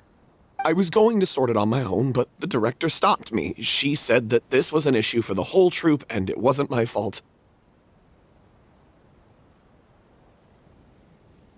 But things only got worse from there. The synth merchant just wouldn't let up, and then suddenly the director told us all to leave the city one day. I knew then that things must have reached a boiling point. I admit this whole thing was my mistake. I didn't dare to tell any of you the truth back then, and after the director disappeared, I was even more afraid to say anything. Yeah, I got Aurelie killed. There, I said it. Happy now? Hey, don't say that. You traitor! You knew Aurelie was in danger. Why in God's name didn't you tell us? What do you mean, you were afraid? This was a life and death situation. We could have saved her! How could you be so stupid? Please, try not to get too worked up. Yeah, listen to him. You need to stay calm. Stay calm? How can I stay calm? This guy got Aurelie murdered! She was the love of my life! And he has the gall to try and high-road us, claiming that he kept his mouth shut for the sake of the show! How about taking some responsibility for what he's done? All I can say is I'm sorry. Truly. I wanted to apologize to everyone in the troupe, but that won't bring back the director. What good is my apology now? I'm just a coward who made an awful, terrible mistake that I can never take back. Beat me up if you want. Kill me if you prefer. It's what I deserve. End my life. So I can meet the director and apologize to her in person. Get out of my sight! Go! Get lost! I don't ever want to see your face again! That's enough! You've screamed and shouted at each other for long enough. Now pipe down, both of you! Can you stop conflating the show on stage with your real-life relationships in the troupe? You keep saying that you want to use this final performance to pay tribute to your director and celebrate her life. How can you do that if you're just using it as an excuse to vent your own emotions? You're right. I'm sorry. On stage, the lead role is the focal point of the audience's attention. and you're all used to seeing the director as the heart of the troupe. But in her own life, her greatest desire wasn't to be the center of attention. I can tell how much she loved you all, and how much she loved the troupe. What she wanted was to build a warm home for all of her brothers and sisters, to shield you all from the storms that rage in the world outside. That's how you should remember her, and that's what you should be celebrating. I understand why you're trying to make her the hero of the story, but isn't she your hero already? After everything she did for you? Yeah. So think hard about what that means. And then think again about what you hope to achieve by arguing with each other. If you really hate each other and can't reconcile your differences, then you could just call it quits now. Why bother with the final performance if the group is already fractured? But you can't bring yourself to do that, can you? You care too much about Director O'Reilly and the home she built you all to let go. What are you laughing at? I don't see what's so funny. Sorry, I didn't mean it that way. It's just that, for a moment there, it felt like our director was back with us again. If she'd seen Paulo and Vilmont at each other's throats like that, she would have scolded them exactly like you did, in that same stern voice. Really? But she sounded like such a gentle person. Of course she was. Even her harshest lectures came from a place of kindness, and it showed. She really was a truly outstanding person. What you said, it really puts everything into perspective. I'm truly sorry. I really meant for this to be a genuine apology, but I ended up making it all about me and my self-pity. It's all right. Let's save all this for after the performance. So, the ending. What are we gonna do about it? Clearly, everyone needs to take a step back for now and reflect on what really matters. When emotions are running high, things get lost in the fray. The end of the story needs to focus back on O'Reilly herself. She's the true star of the show. What do you mean? The Traveler is right. You once investigated that underwater synth base and recovered items belonging to the victims. If you could find anything that O'Reilly left behind, perhaps we can get a better sense of what she went through in her final days. You really think that's possible? I trust that nobody would object to the ending of the story being based on O'Reilly's true feelings. No. Well, we'll leave this in your capable hands. Come, let's pay a visit to the Palais Mermonia. The rest of you, head back to the rehearsal location for now, and wait for our good news.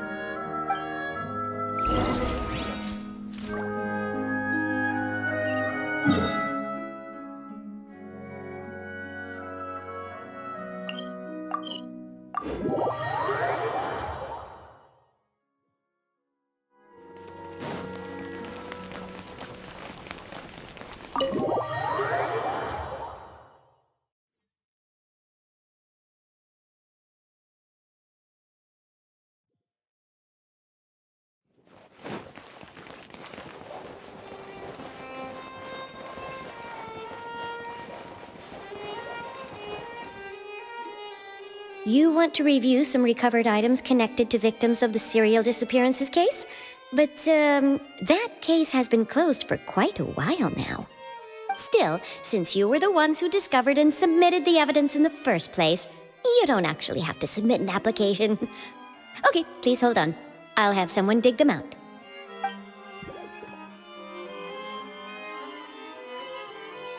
So, this is all O'Reilly left behind. Just whatever she was carrying on her person and this tattered old notebook. Hey!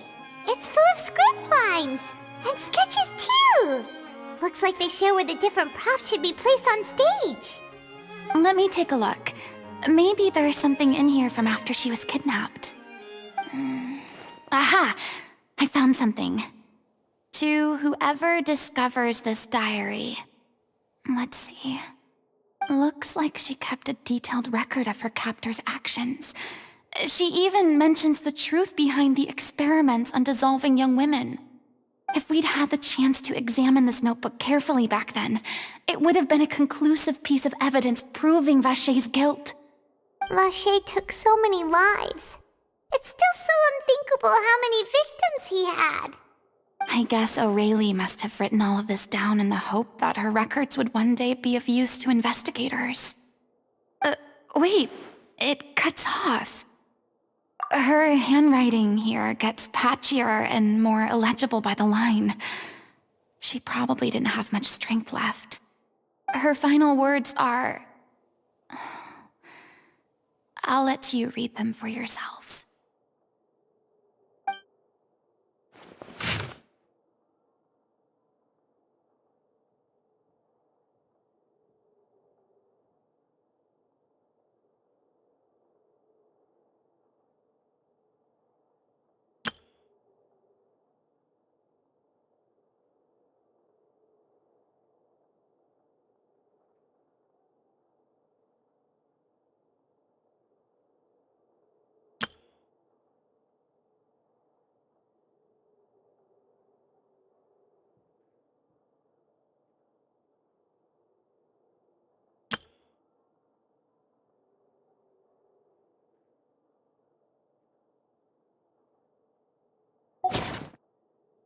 She was so terrified.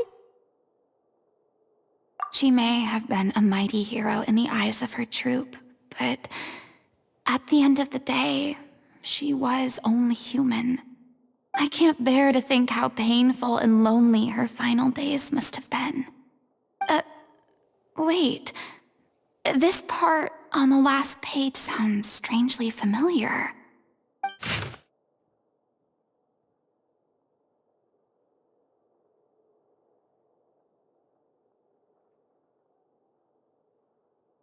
If you become human, you can reveal your secret to no one. You will face suffering and loneliness. Is this still what you want? Isn't that the most important line in the Little Oceanid? Because I am an older sister to them. Oh. So she didn't regret her decision, even as she sat in silence, waiting for death to come. I'm sure this is what the troupe would have hoped to hear as well. She had their utmost trust, admiration, and love, and she truly deserved it. Let's go. It's time for them to learn Director Aurelie's final thoughts.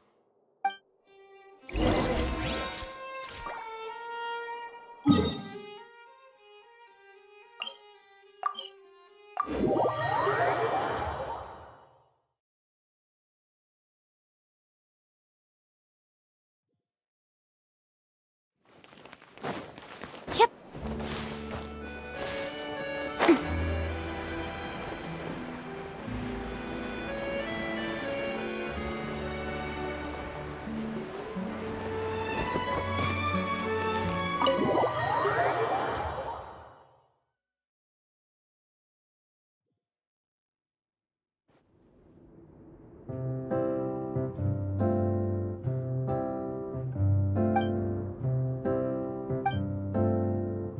She deserves a hero's farewell.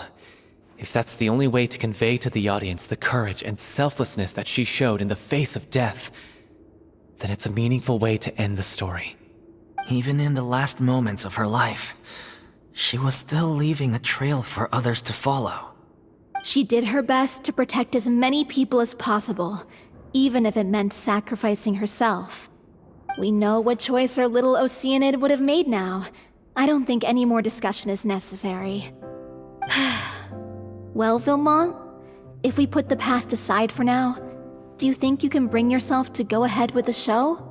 I will channel all my regret and put it into my performance, to make this a show worthy of our director. I won't ask for your forgiveness, and you don't need to worry about my feelings. This final farewell show should be about Director Aurelie and her alone. Then it seems like we've reached a consensus. I have a feeling that this will turn out to be the most mesmerizing performance of your lives. Really? How can you be so sure when you've never even seen them perform before? Don't underestimate my experience. After watching a countless number of musicals, I've learned one important thing. If you want to move the audience with your music, you must fully commit and immerse yourself in your role, pouring all your emotion into your performance. And aren't human emotions, love, hate, regret, and hope, just the most mesmerizing things in this world? I don't believe anybody could be more committed to bringing this story to life on the stage than they are now. Thank you for the vote of confidence, Miss Farina. And thank you for supporting us through all this. Then, let's not delay things any longer. We need to discuss the details of the ending and get it nailed down once and for all. Actually, before that, I'd like to make a proposal. During the curtain call, please allow me to use the director's name instead of my own. Huh? But then... After all, this role was originally meant to be played by the director. I'm just filling in for her. Besides, a role commemorating her life should be associated with her name. Well, if you're sure you're okay with that, I have no objection to it. Now we're talking like a serious acting troupe. All right, I'll leave you to fine-tune your musical while I go and procure a stage. Procure a stage? Oh, it's okay. Our usual place doesn't need a reservation. That place? Oh, don't be silly. For an extraordinary show, we need an extraordinary stage. By which I, of course, mean the Opera Epiclese. Whoa, wait, what? No. That's never going to work. It's far too fancy for the likes of us. What are you afraid of? Surely you don't think that Aurelie's story is unworthy of the grandest stage in Fontaine. No, though that's not what I meant. It is supposed to be your grand finale, right? I have no problem with it then. How about the rest of you?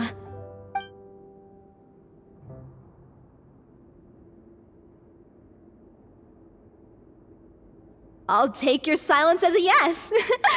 Thank you for giving us this opportunity. It really is a dream come true. Well, then don't disappoint me. If you mess this up, it'll reflect poorly on me too. Come on, we'll need to get the go-ahead from Neuvillette. I know just where to find him.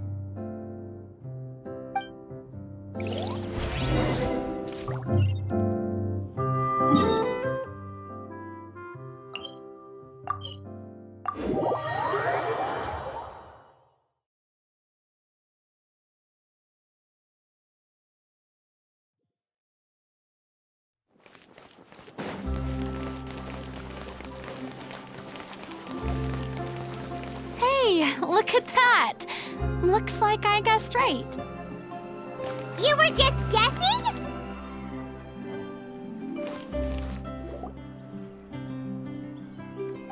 I knew you'd be here.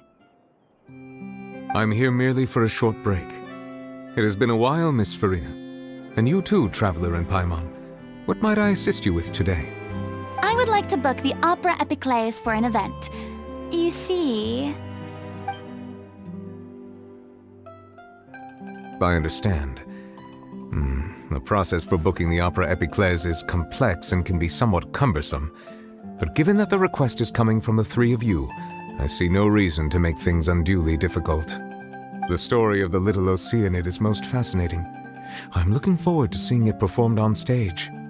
I will say, however, that I am surprised to see your passion for the performing arts rekindled after all that has happened. Huh? What do you mean? Do I look excited? Yes, and this is the first time that I've seen you like this since your departure from deityhood. At first, I just felt bad about rejecting them.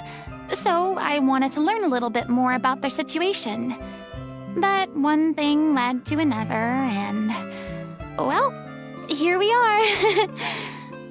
In the past, we sat in our high chairs in the court, giving our opinions on isolated cases, all while knowing very little about the human stories behind each and every one. Maybe it's because I finally become an ordinary person and gained my freedom, but I've developed a great sense of curiosity about their lives. I am truly delighted to see you find a new lease on life. Now that you've regained some confidence, have you had any thoughts regarding a return to the stage? Why would you suddenly ask a question like that? Well, if the Little Oceanid turns out to be a great success, it will no doubt become a classic. Many theater companies are certain to add it to their repertoire. The experiences and decisions of the protagonist, Cleo, are all modeled after your own. Naturally, this makes you eminently suited to playing the leading role. It would truly be a shame if you did not take this opportunity to allow audiences to enjoy your outstanding acting talents once more. Haven't I already made myself clear? I won't act or perform in any role ever again. No exceptions. Nor do I think it is any great shame. There is no lack of fine actors or inspirational stories, either on or off the stage. This experience is a case in point. I feel like I've learned a lot, and it has already been well worth the price of admission. I must admit, though, I'm a little envious. They're quite fortunate to be able to bid farewell to their past in such a magnificent manner. I see. Well, I'm glad to learn that you have found a role to play that you enjoy, be it on the stage or not. I sincerely hope the show will serve as the grandest of finales. I will have my staff book the date and mail the relevant paperwork to the troupe once the details are confirmed. Thanks, Nervalette. You are very welcome.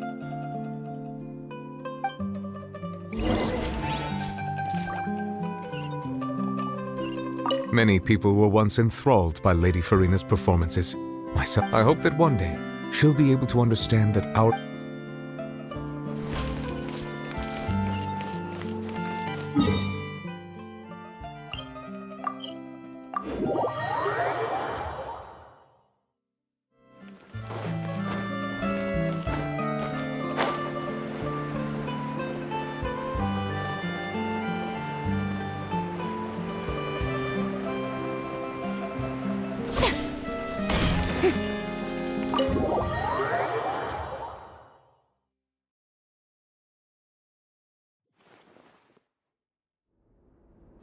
Good news, everyone. It's done.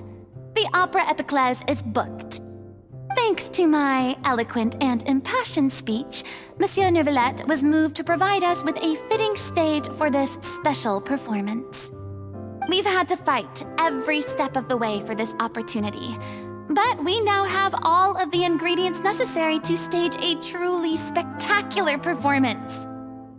A touching story, a magnificent venue, and last but not least, a passionate and dedicated cast. Now, let's work together and make this show the best it can be. This is truly wonderful. The sooner we can finalize the ending, the more time we'll have to rehearse.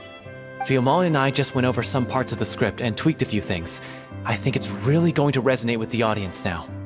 Wow, you two had a constructive conversation? That's great! Communication is vital to any good performance. Look at us! We've come so far. I never could have pictured this scene a few days ago. It's amazing! Even though Farina's still being a bit of a drama queen about it all, she's really fired everyone up! Please feel free to give us any comments or suggestions you have. We really value your input. Hey, Loic, get over here. Time to practice the opening number.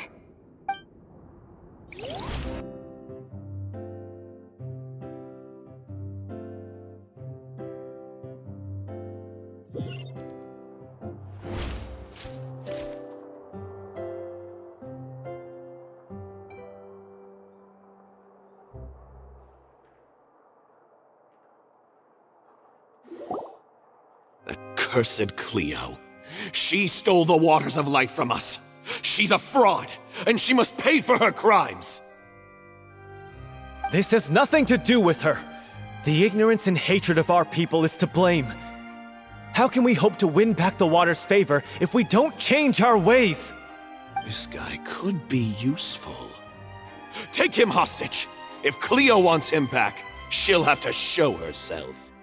Leave this place, O little Oceanid, and never, ever look back!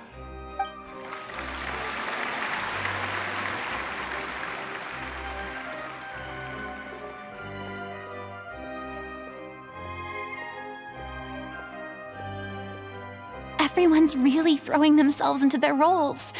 I haven't seen such a fine performance in a long time. If only... What should we do? It's almost time for her to take the stage! Why? Why does it have to be now? Hey, what's going on? You're due on stage any second now. Oh no, not again. But why? What about your new meds? Did they stop working? They've been getting less and less effective over time. I've had to keep increasing my dose. What? I thought they cure it.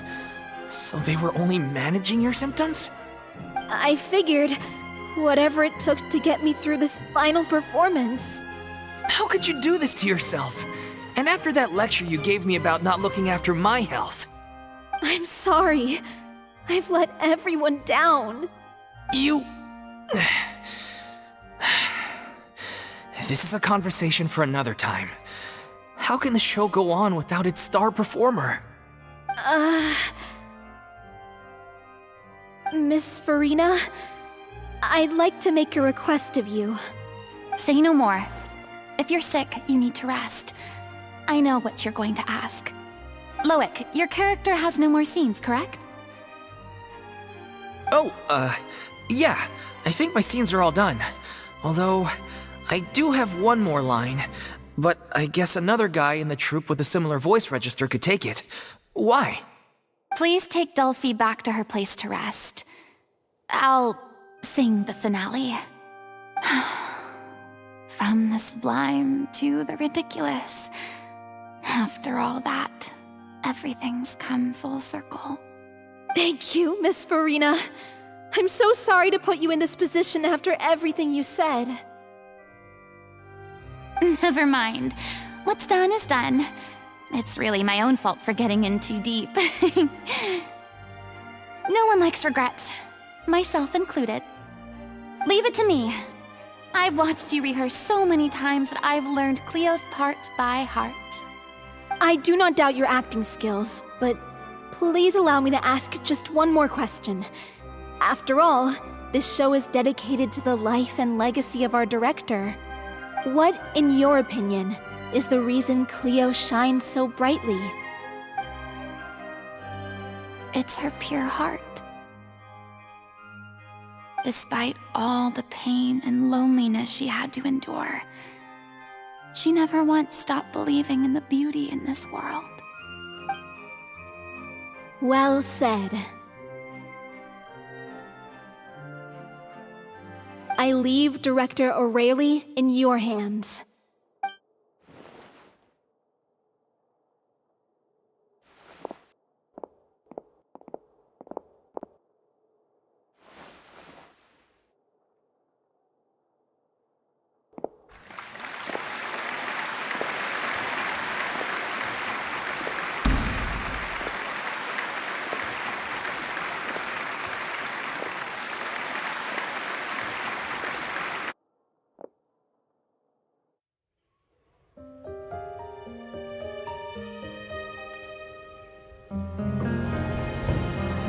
Is she here yet? Let's get here! She's not coming! You're wrong. She's here.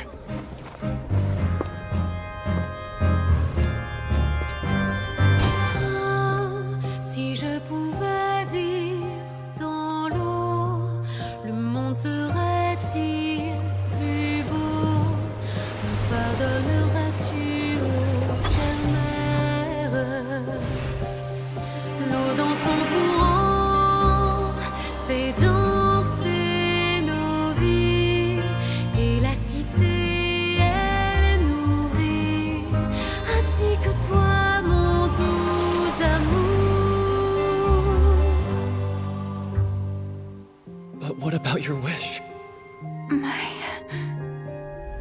wish.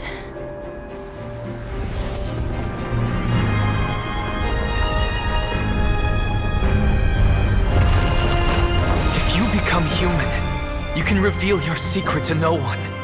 You will face suffering and loneliness. Is this truly what you want? Le grand amour ne suffit pas, seul un adieu fleurira. C'est notre histoire de vie, douce et amère. Moi, je serai toujours là, à voir le monde et sa beauté, et ça ne changera jamais, jamais.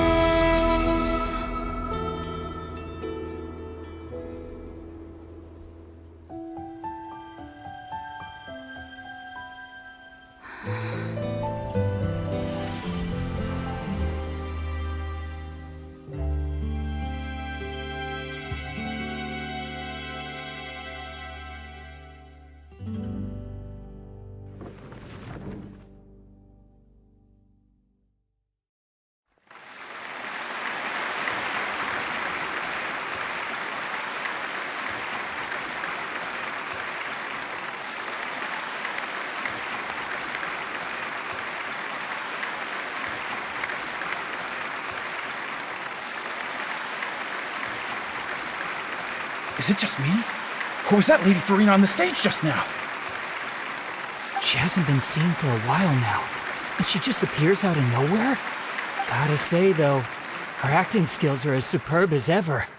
The Little Oceanid, Cleo, played by Aurélie Fumont.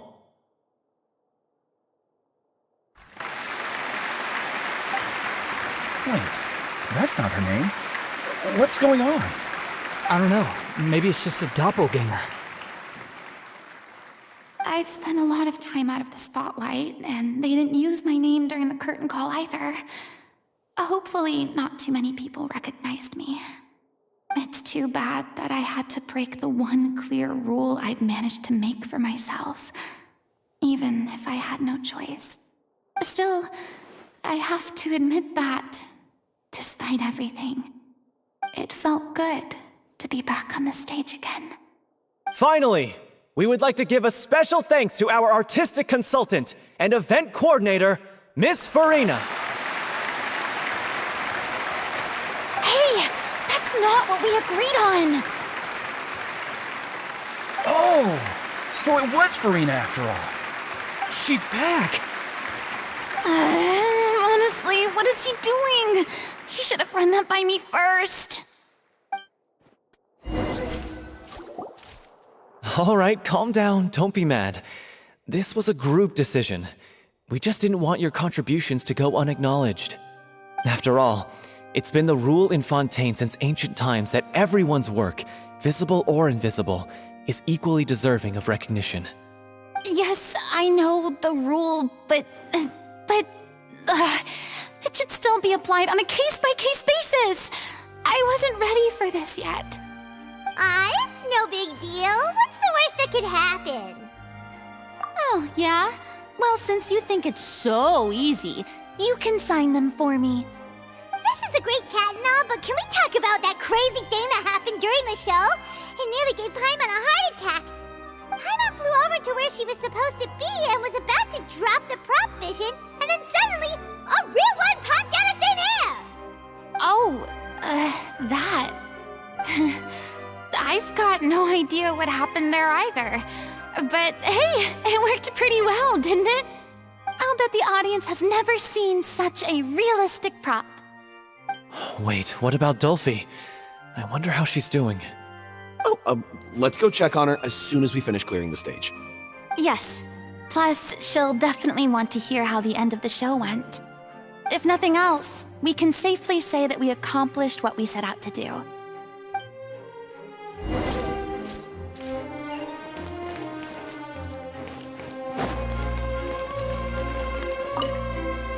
Did anyone see where Miss Farina went? Oh, I want to get her autograph, but I can't. I thought Cleo's actress sang very well. What? I don't know. Maybe that...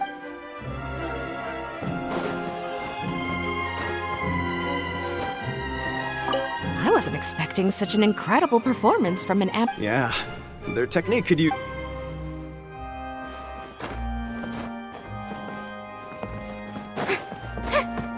Yep.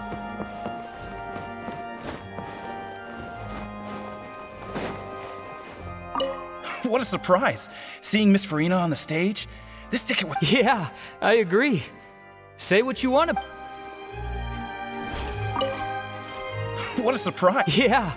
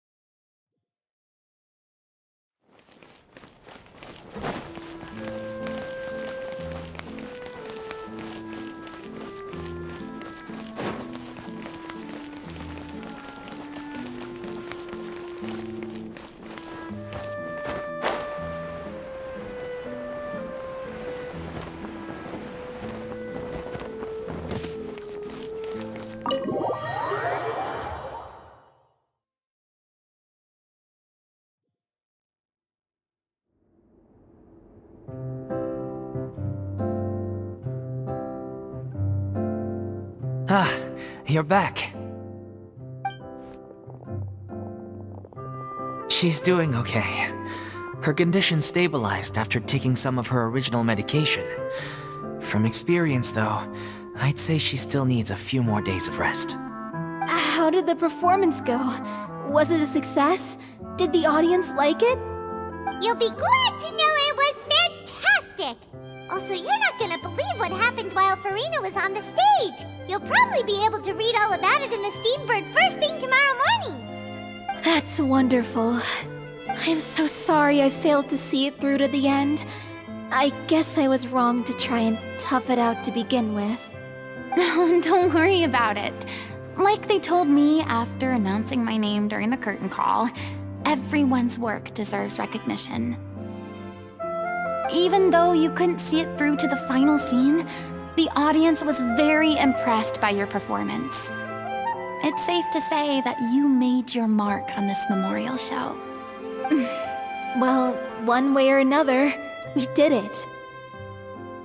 I've had bad luck ever since I was born, so I never expect things to go smoothly in life. I'm just happy to know that we went out on a high note. That's all that matters. Blaming your bad luck again, are we? Maybe if you didn't push yourself past your limits so much, your illness wouldn't be flaring up all the time. Oh, don't you start. I don't have the energy to argue with you right now. Aw, you two clearly care a lot about each other.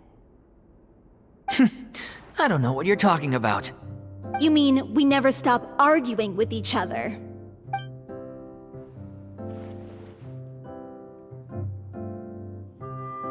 So, any plans for the next step? After the brilliant performance you put on, the reputation of your troupe is sure to spread through Fontaine like wildfire. You won't have to disband if you don't want to. You could capitalize on the rave reviews and license out the Little Oceanid to the bigger theater troupes out there. That would do wonders for your financial situation. No, we should still disband. Yeah, it's what we all agreed to. After all that's happened, I should give you guys some space. But maybe our paths will cross again one day. Hey, don't just walk off!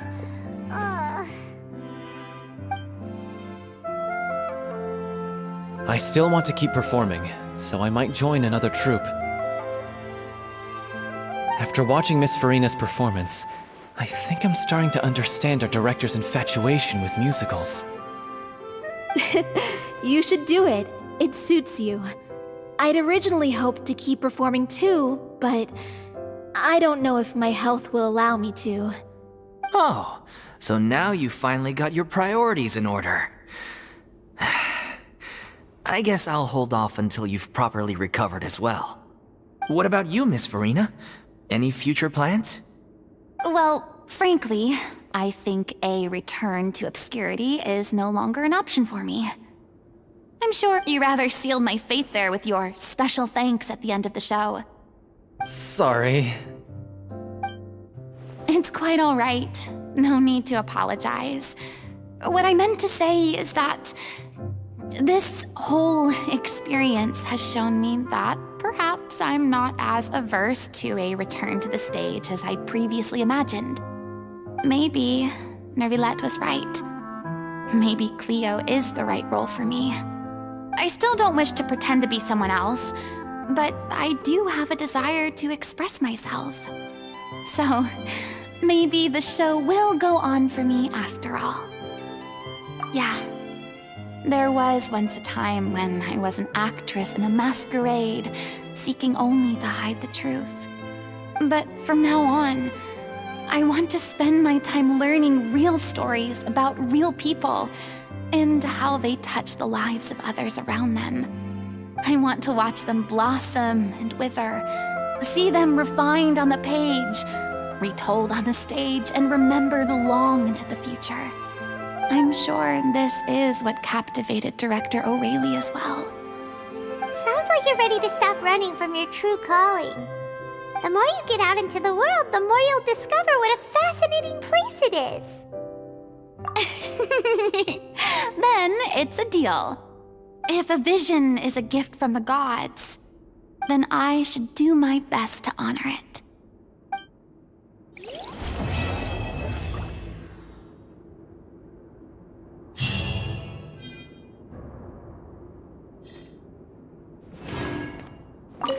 It's ironic to think that in my whole time as a god, I could only ever... And now that the gods have given me their blessing, it actually feels more like I'm finally able to take my fate. Is that how humans feel about it as well?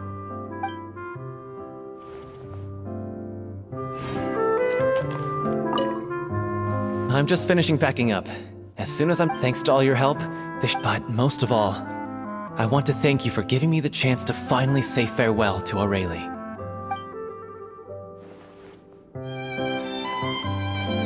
I mean, of course. There'll be plenty of opportunities in the future for us to tell this. Now